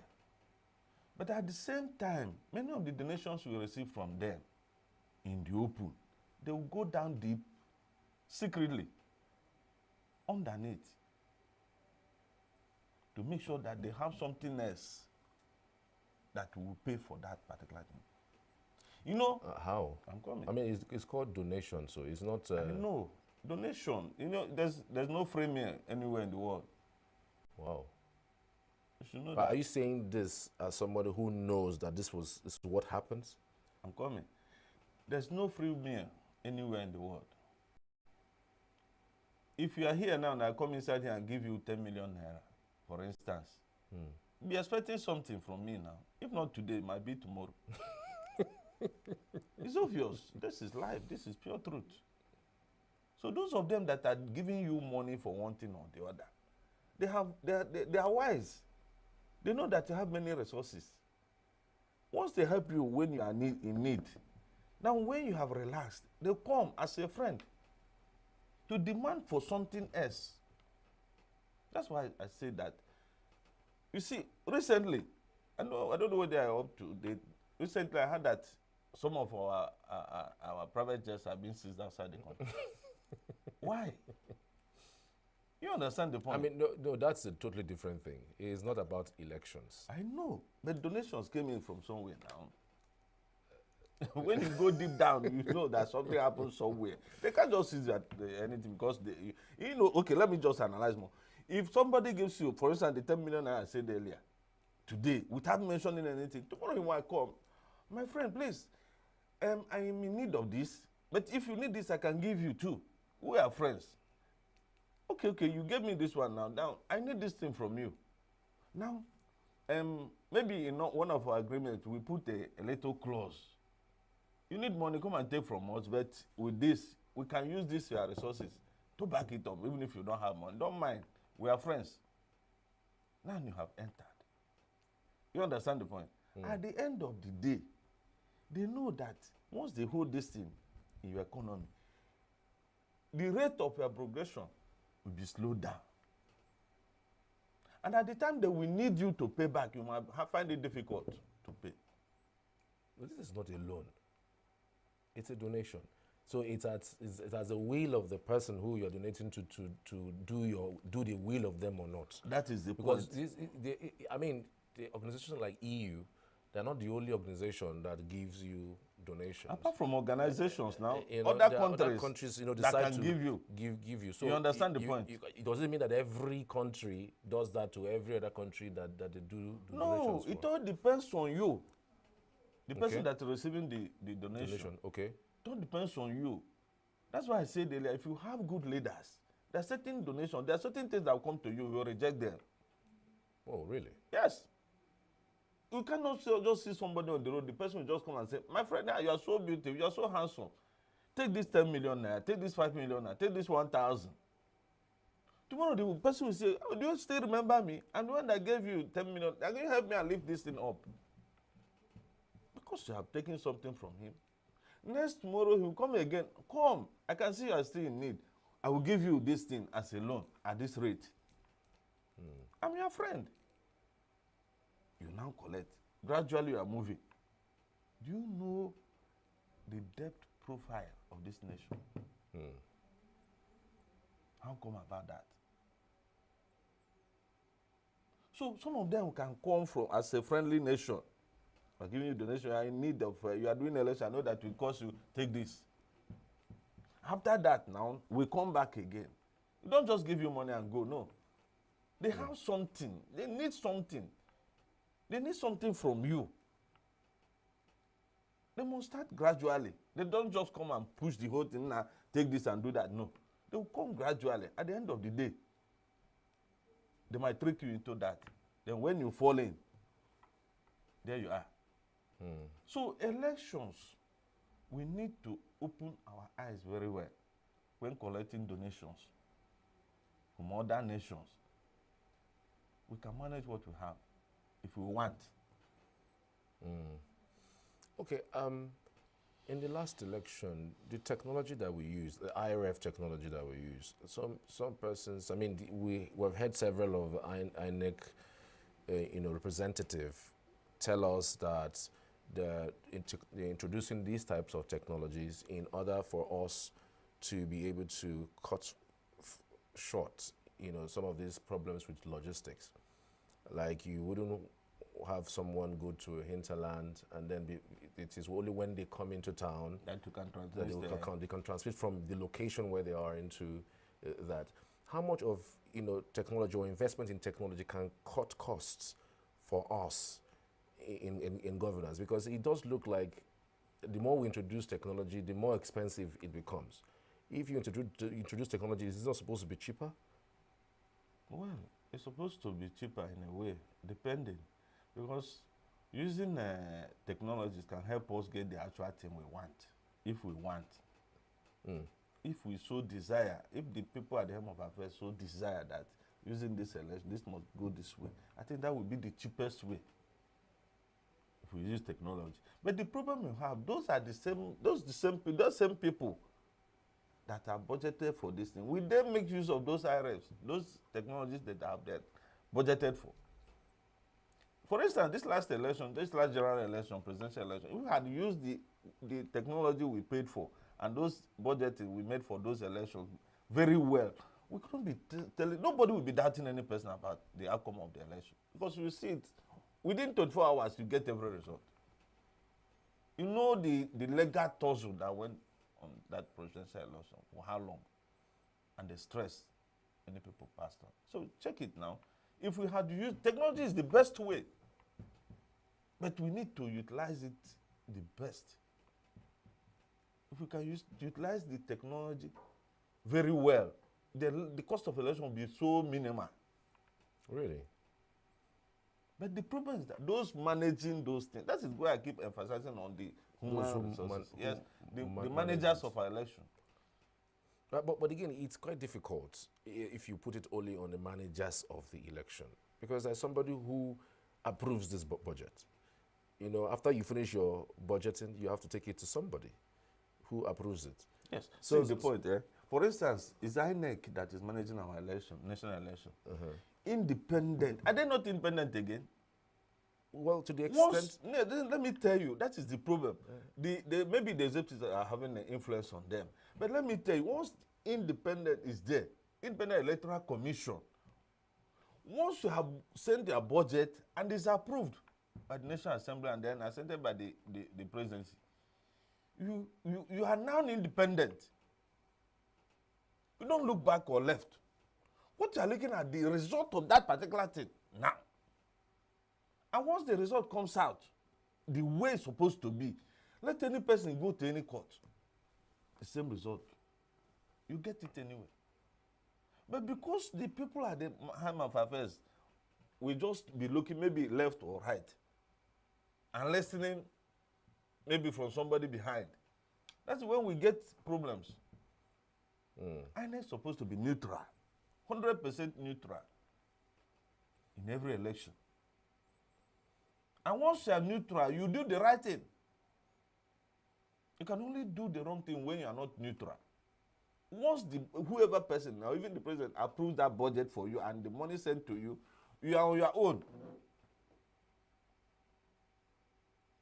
And if that thing is being done, and with the help of that technology, 100%, within 24 hours, within 48 hours, you get every result back. And go to any court, you still have the proof there. The proof will always be there, just like 1 + 1, which will give you 2. That is technology for you. There's still more to talk about when it comes to these elections, and we'll keep interrogating it because what we have in the federal is almost as if what we have in the state, because the state is also appointed by the state governor, and then the budget is also approved by the state governor, and then we also have these issues go back and forth. So we'll keep interrogating them. Mr. Ojezoke Edmond, Director of Finance in Ibuesa South Local Government Area, thank you so much for your thoughts and insights on today's program. Thank you so much, my brother. We truly appreciate it. God bless you. All right, the program returns shortly after this break. Do stay with us.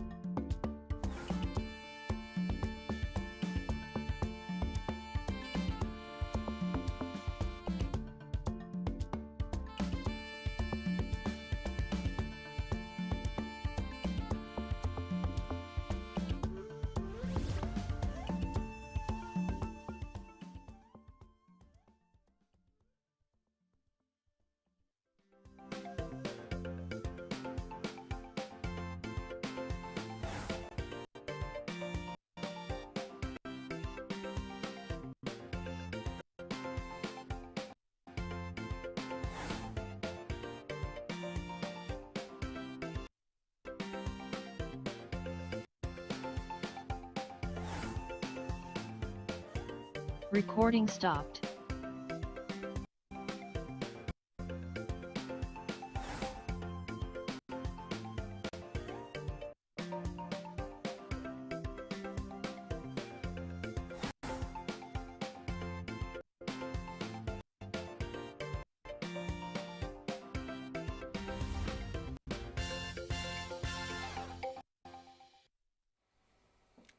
Welcome back.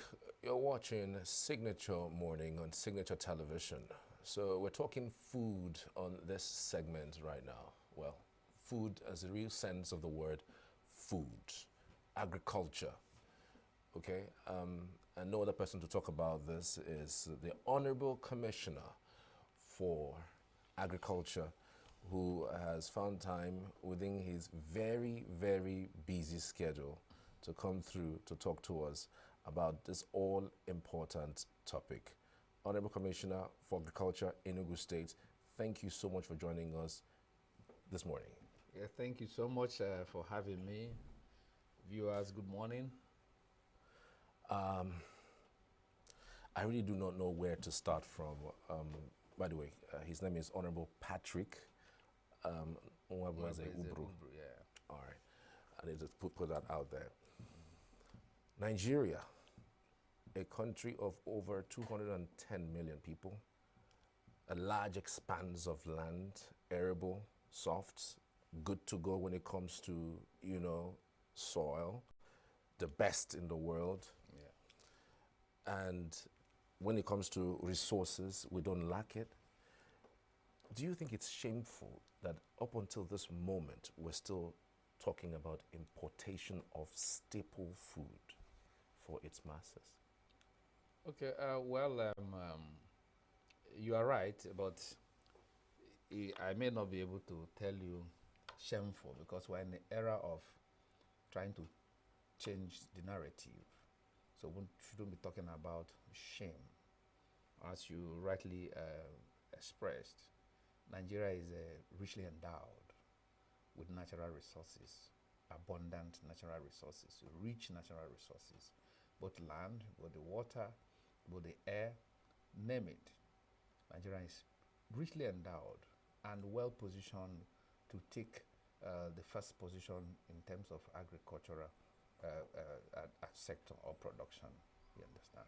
So what we should be talking about is where did we get it wrong, actually? And it's not far-fetched that from the advent of the discovery of oil, we began to focus on oil and left the real sector, which is agricultural sector. You understand? And come to talk about agriculture. Agriculture is as important as life. And that's what God has blessed Nigeria with. You understand? You rightly noted, we have the best of soils. We have the best of climates. We have the best of vegetation. We have, in terms of landmass, we are richly blessed by God. Yeah, the water bodies, we are blessed by God. So we don't need to lack anything in terms of agriculture.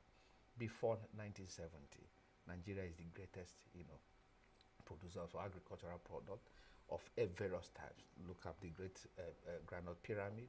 Talk about the yam from the Benue and part of Enugu State, and all form of product from agriculture. So what we should say, where did we get it wrong, and where do we now? How do we, go back to where we used to be in terms of agriculture? I mean, so it's not, we're talking about shame because we have the potentials to get back there and even surpass that. Good. I mean, the potential is one thing. The resources is another thing. I mean, managing it is another thing. You're dating us back to, those days where we were very good in that. That the discovery of oil is, part of the reasons why we drifted to agriculture. I mean, isn't it that also lack of managerial capacity in terms of leadership? That's why. Yes. Granted, yes, it's lack of managerial capacity, and government after government tried, to bring back the glory of Nigeria in terms of agriculture. But what I'm not talking about, we're talking about government of today. Bring it down to Enugu State, the government of His Excellency Peter Ndubuisemba, and his focus on agriculture, his vision on agriculture, the importance he attached to agriculture, what he has done, what he has achieved within 1 year, and the policies that he put in place, initiatives on board, which is now making wave, you understand, which also have awakened the Enugu people, you understand, to the real sector, which is agriculture. So we should, be happy now. Yes, government of today, it's Enugu is in Nigeria. Food inflation, according to NBS, that's the National Bureau of Statistics, just only yesterday that it was released, it was over 40%. Now it reduced to 39.5%. But you know that the market doesn't say the same thing. No. I go to the market and I know the prices of every single staple food as it stands, at least as the last time I checked, because every time I go to the market, the things actually did change. So I'm asking really, in terms of agricultural produce, have we really done well? Well, from your statement, from the price of agricultural food item, you can answer that to yourself that yes, we have not done well, but we have woken up to doing well. We now have we have leadership in place now to making us do well in terms of agriculture. That's what I'm talking about. Okay. Because this government of Peter Ndubuisiemba is not here to begin to cast blame or begin to look at what others have done wrong. We're looking at what can we do to change the tide? What can we do to go back and surpass where we are supposed to be in terms of agriculture, considering the abundant resources, the blessings that God has given to us. His Excellency will always say that we are poor because we choose to be poor. Because God has blessed us with the various resources, natural resources. You will hear him saying that Enugu is not landlocked. You understand? That's also inclusive of agricultural production. You get me? So we'll now begin to let you know. Before now, the food inflation was 40 and above. But coming down to 39 shows that something is being done. You are talking about nationally. If you come to Enugu, a lot of things have been done. And our people have gone back to farm. Our people are now eager because they trust the government of the day. They now believe that whatever government say they are going to do, they are actually going to do it. And that's what's happening. You understand? You are in Enugu. You saw what happened last Thursday, on the 8th of August. You saw what happened. It has never happened where the government of the day is spending about 4.6 billion in distribution of farm inputs, machineries, and other social interventions to the people of Enugu. That's the promise His Excellency made during the campaign, and that's keeping to his word. You understand? And more is yet to come, like we said. So if you look at it also, you see that our approach is also systematic. Our approach is planned. Our approaches have policies, you understand, that drive them. And that's why the hope is there, that in no distance time, you begin to see the price of food come down. We are very optimistic as far as Enugu is concerned. We know we also get, extend to the other part of the country, because even the Minister of Agriculture and the President of Nigeria are not also sleeping. A lot has also be done from the national level. You understand? And all the policies in place now is towards food security, is towards economic development, for agriculture to be the chief driver of the economy, which is what it used to be before the advent of oil. You understand? It's for rural development. You understand? It's for sustainability. It's for even fighting security. You understand? So it's a holistic approach, you understand, to food system security. That's the approach we have applied here. Okay, agriculture has different dimensions. Yes. Part of the complaints we've had by farmers over time is the fact that they don't longer go to farms because of these clashes by herders. You don't know, what you meet in the farms. Yeah. We've also had a case even within this administration in Nimbo where 4 persons were killed, and another just Adani. There's also a case in Adani that also happened. How is the government addressing that matter as it relates to production of agriculture? I mean, if I'm a farmer in, say, Iboeze, and I hear that herders have invaded a certain community, I'm going to be shocked. I'm going to be stunned. I would even not want to go to them because I don't know whether I'll be the next person that they're going to invade. So I'm just thinking, what are those plans that have been put in place to forestall these attacks? Okay. The issue of insecurity, it may, turn into be a national issue. But for us in Enugu State, with the coming on board of His Excellency Peter Ndubuisemba, who has zero tolerance on crime and criminality, most importantly, affecting the farmers.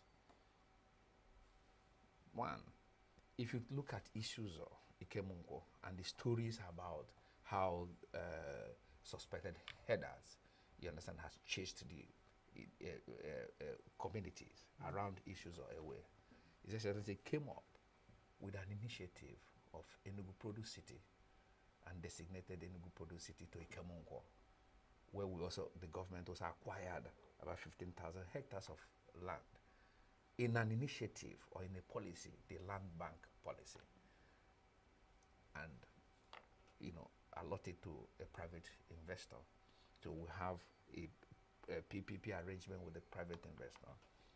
As I speak to you, because I want to paint a practical example and tell you how it has helped to reduce the level of insecurity there, then we'll now begin to take it to other areas and tell you what we're also doing in other areas. So if you go to Ikemungo today, that particular location where criminals, where kidnappers used previously as a domain where they collect ransom, that place has been cleared. That place has been deforested. You understand? That place has been replaced with cultivation of palm oil, oil palm, corn, and cassava. As I speak to you, between March and today, over 1,300 hectares has been cleared, and clearing is still ongoing. Criminals have, relocated away from that border, that Enugu. You understand? So that shows that such kind of venture, such kind of massive or mass commercial agriculture can help solve the problem of insecurity. That is on that note, trying to ensure that you don't have hiding place. Secondly, the number of people that have been employed there, probably some of the indigenous or host community may also be interacting with those criminals. But now they are engaged. You understand? Employment is created. Every day they make money from that particular location. So it reduces the incident of insecurity. Now His Excellency also has awarded the construction of the road from that Ikemungo down to the boundary between Enugu State and Benue State, down to Denibo, and so that also we create, you understand, an easy, access to there, and it also makes it easy for the security operatives, you understand, to answer and when due. And again, for us also to ensure that our farmers go to farm, His Excellency, with the support of the Nigerian Army, also instituted a military base there. So now the people of Ikemungo can now sleep with their two eyes closed. The traditional ruler made that known to us when we visited, one of our visits. So that is also what we are replicating in other places. If you come to Uzowani, Nimbo, as you have said, after that attack, His Excellency made it clear that we can no longer harbor criminals, and gave the order that that zone between that Nimbo, Ugujoro, should be surveyed and given to a private investor. Now we are at the verge of concluding the deal for a private investor to take over that place for agricultural purposes. We surveyed that place, we had about 7.21 hectares. There's 7,221 hectares there. And by the time the investor moves in, it is bye-bye to crime and criminality. It is either zero or reduced to the barest minimum. Okay. You understand? So the same thing we're also doing towards Aniri, towards Opanko, where we have about 500 hectares cultivated with cassava. We'll soon begin our harvest there. That is a single location will have the highest plantation of cassava at Aniri there.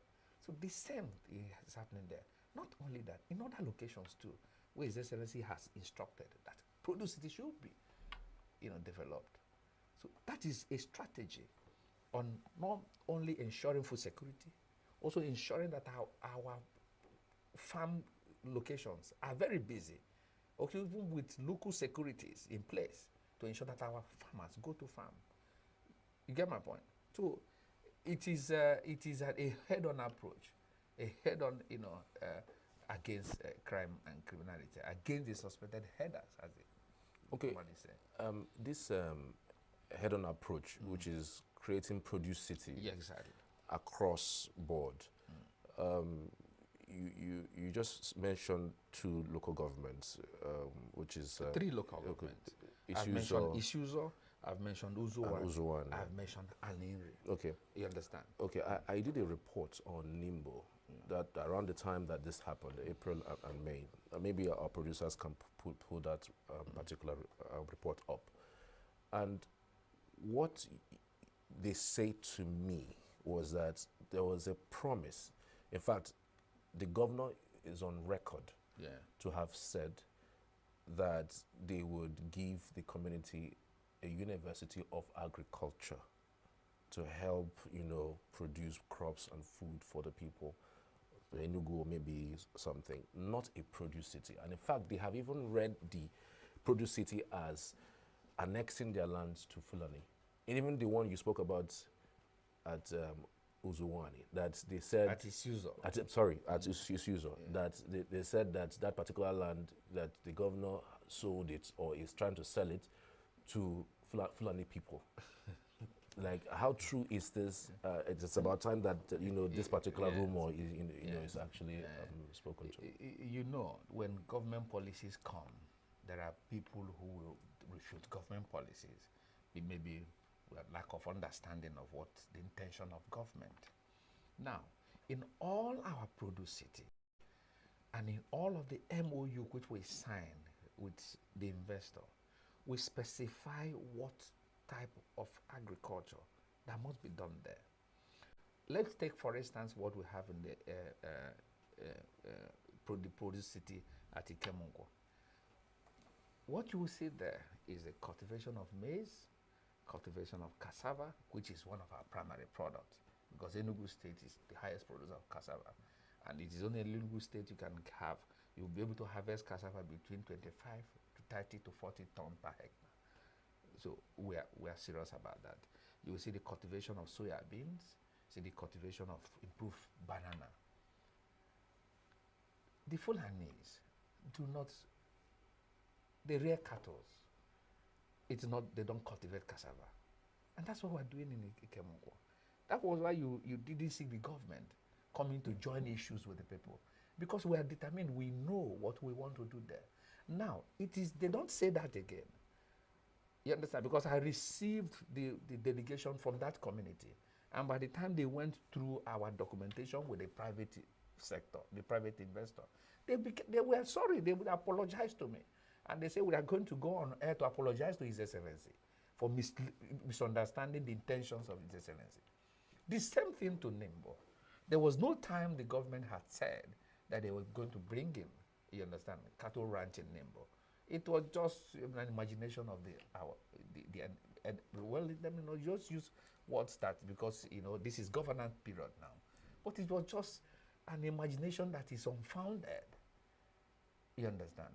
So there, the produce city that is coming up in Nimbo has nothing to do with livestock. We're very clear about that. That does not mean that the government does not have plan for its livestock sector. There is plan for livestock sector. And you asked again, question you asked, how we want to, avert further occurrences or further incidences between the farmers and the herders. That's why the governor, on the 3rd of July, signed into law the Public Ranch Management Bill. You understand?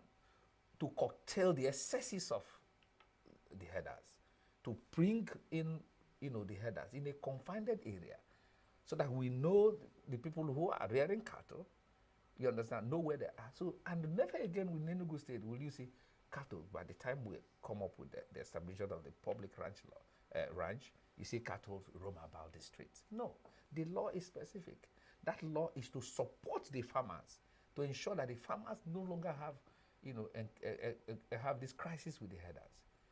You understand? It's to streamline the livestock, value chain. That's what apart from many other, benefits You understand? You know, healthy meat, you know, hygiene and the rest, control of diseases and a whole lot of it. But the basic thing there is to solve the problem of insecurity, the problem of these clashes between the herders and the farmers. And that is what is done in modern society. You understand? So this the government the government know what it's doing. You understand? And it's very conscious of the fact that yes, our people have suffered a lot, so we must put something in place to mitigate against that. And that's what the public ranch bill is coming to do. I know you're not convinced about what we're doing at Nimbo. We're not rearing cattle, neither we're rearing goat. And when you talk about ranch, it's not just cattle. Well, it's not me that that No, will be convinced. You did a report. Yes, I did a report. You did a report. No, so this is the version of government. Yes, I'm going to go back and ask them. Beautiful. Because you have mentioned the University of Agriculture, that the governor actually was on record promising them. Fine. The University of Agriculture, you can't say you want to build a university today and tomorrow you see it there. There is a process to it, and that process must be followed. And know too that our governor is not a governor that makes promises and don't keep it. You understand? And you can also see the mountains of projects the governor is doing. You understand? So we will get to that. And we definitely will get to that. When we get to that, you will see the university come on board. Yeah, but again, was this communicated to the communities directly? Because we're talking about the PG here. We're talking about people who are the secretaries at that local level. You said the governor is on record.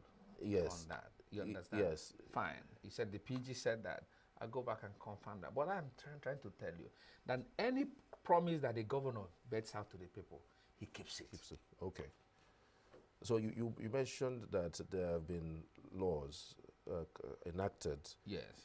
For this the ENUGU State cattle. Public Ranch Management Law. I don't know if you are aware that there's also another law actually enacted by the previous administration, the anti-open grazing law.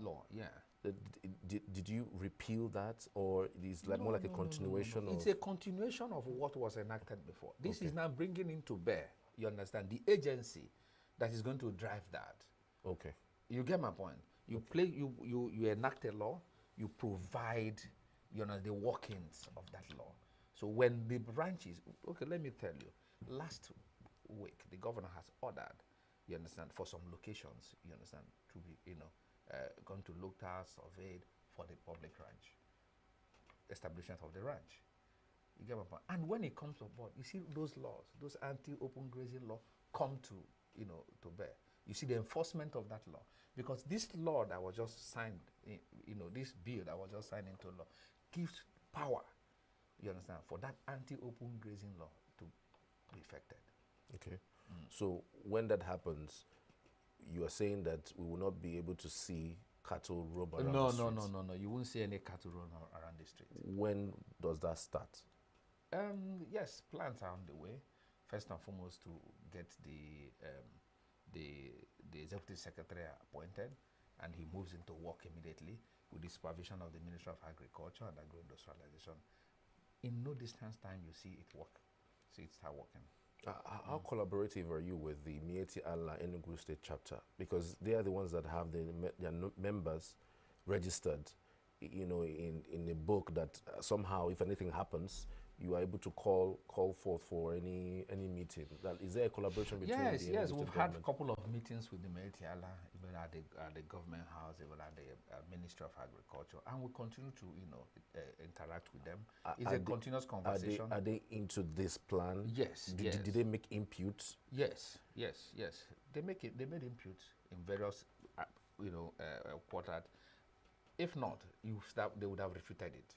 Okay. You understand? We've been having conversations with them.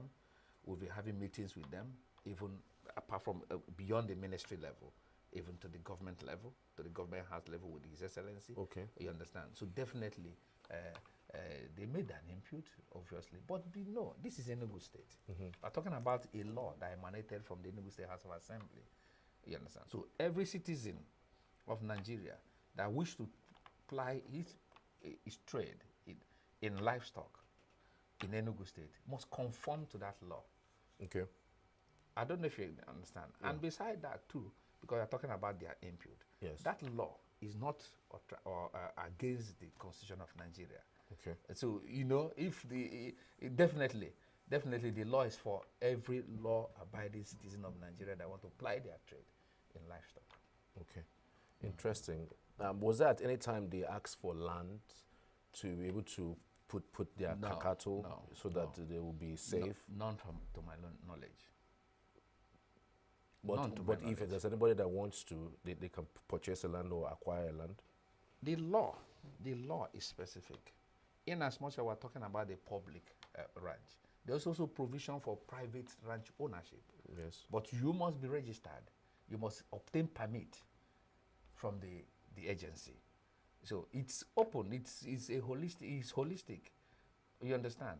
So it did not. How will I put? What will I put? It did not kind of debar maybe anybody, any law-abiding citizen of Nigeria from coming to own their own private land. If you want to own your own private ranch, good and fine. You obtain your permit from the agency. Okay. Interesting.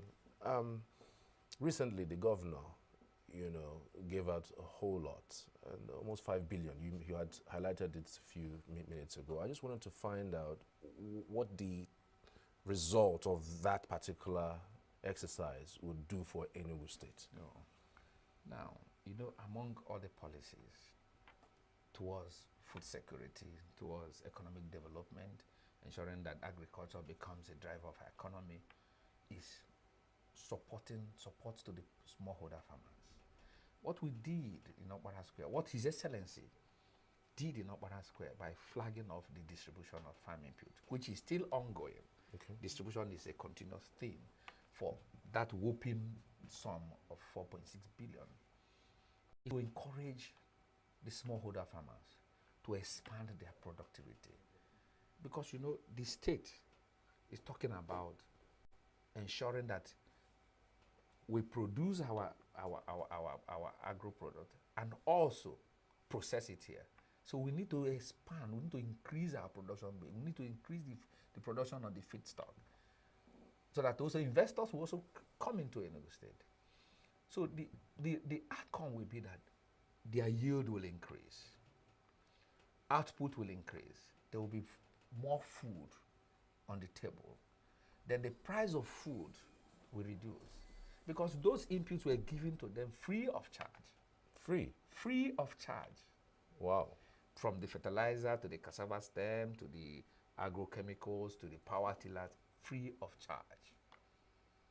Free of charge? Free of charge. No return, free nothing. of charge, no return, nothing. And because this is the promise that His Excellency has made. And the only way you can do it is extending this support to the smallholder farmers. And our smallholder farmers are hardworking. They are so excited. You can see the excitement in their faces that day. They say, this had never happened. And do you know the joy of it? This input went straight to the farmers, not portfolio of farmers. Yeah. No third party. His Excellency gave that order. No third party. If you go to the Ministry of Agriculture now, you see farmers come in, excitedly collect their fertilizer and go. That is what His Excellency wants. You understand? That is a vision, you understand, by one man. I must say this, and that is what also the farmers are now saying, that there is no better time that have enjoyed governance that since when Peter Mba came as governor of Enugu State. And more is yet to come. Yeah, there were some people that were sent to training in Owerri also. Yes. Is it under this administration? Yes. So when the administration came on board, His Excellency gave the order that we need to train our youths. We need to ensure that our youths have the adequate knowledge to drive the agriculture sector. And that's why he has ordered that we send our youths for 3 months intensive training on integrated farming, be it poultry, be it crop production, be it agroforestry, be it even for processing, you understand, pig farming, fish farming, a holistic approach to agriculture. And today, currently, we have trained about 800 of these youths. 300 are in camp now. Okay. The new set, because they go batch by batch. Okay. So 300 are in camp now, you understand. So, and when forms of items to help them start up their own their production. You understand? That's what the good things from His Excellency Dr. Peter Ndubisimba. Okay, can you talk us through the training process and how to apply? Is the application done? What farming? What is the training center about? You know, where like how long does it take? Beautiful. When are they graduating? What is expected from the government? What is expected from them? Because some of them who they have finished tend to say that there's a little bit of a problem with their own status. Some of them say they have not been given some of these things that are promised by the government. Some of them say they are also being abandoned. Can you speak to that issue? Okay. The process starts by one, being qualified for the training first. So what qualifies you for the training? What qualifies you for the training is that you are between the age of 18 and 35. That's one. That you are healthy. That if you're a lady, that you're not pregnant. If you're a guy, you don't have any maybe diabetes or high blood pressure. You understand? That's one qualification. And most importantly, that you are interested in agriculture. And the participants are drawn from the 17 local government areas, irrespective of who. One, just get interested to do agric. You're a youth and you get interested to do agric, the government will train you. You understand? Two, after the training, the period takes 3 months. In the training, they also given free food, free medical attention, and also given stipends to take care of themselves. And transport fare is given to them to and fro. So you spend nothing. Yours is just make yourself available for the training. Both the training kits, everything will be given to you. And after the training, when you come, it's expected too that while you are waiting for the startup kits, either you get yourself employed, fixed with a farm, or, you know, because definitely if you go and sleep, you begin to lose that which you learn. And it's expected too, by the time the startup kits are given to you and you start your own, that you'll be able to employ at least 2 workers, 2 direct jobs. You understand? Apart from the other indirect jobs that will come with it for those who are serious. 2, after that, and the government sees you are serious, we'll now begin to talk about extending credit to you to expand your business. Because we also come after that to do what we call post-training review. Okay. You understand? We did it last time before we started issuing out the startup kits. You get my point? And you know, some of these things we do in collaboration with some of our partners too, because the Excellency gave us the approval to get partners to help us develop our agricultural base. And the focus now is on the youth. Because if you notice too, you find that we have alien agricultural population. We know most times you feel that it just our parents, our aged parents are involved in agriculture. The youths of ENUGU State have woken up, you understand, and are doing marvelously well through this training. You understand? Our target is to ensure that we train up to 20,000 youths. You understand? Within between now and 2027, at least 20,000 youth. And if those 20,000 youths replicate themselves, at least two, we're talking about 60,000. You understand? And you know what will now happen in our agricultural space. And the joy is that these youths not only love what they are doing, they are highly productive. Right. I think you should take out time, you understand, to do your own personal private investigation on all these things. Of course. That's the way I heard that they are not that some of them are not satisfied with the way they were treated. So on a final note, now let me put that in perspective. These things are done in batches. Okay. They were trained in batches. Okay. You understand? And the issuance of the extension of the startup kits are also being done in batches. Okay. One which we do on a monthly basis so that we can, reduce the backlog. Okay. No problem. Honorable Patrick. Thank you. I mean, it's been one interesting discourse with you. I'm sure that with the work that you have started and with your principal, we hope for success. At least in a few months, we'll start seeing results of some of these things that you have spoken to. Thank you. Thank you for coming. You're welcome. All right. We'll go on a short break. When we return, we'll switch gears now. Do stay with us.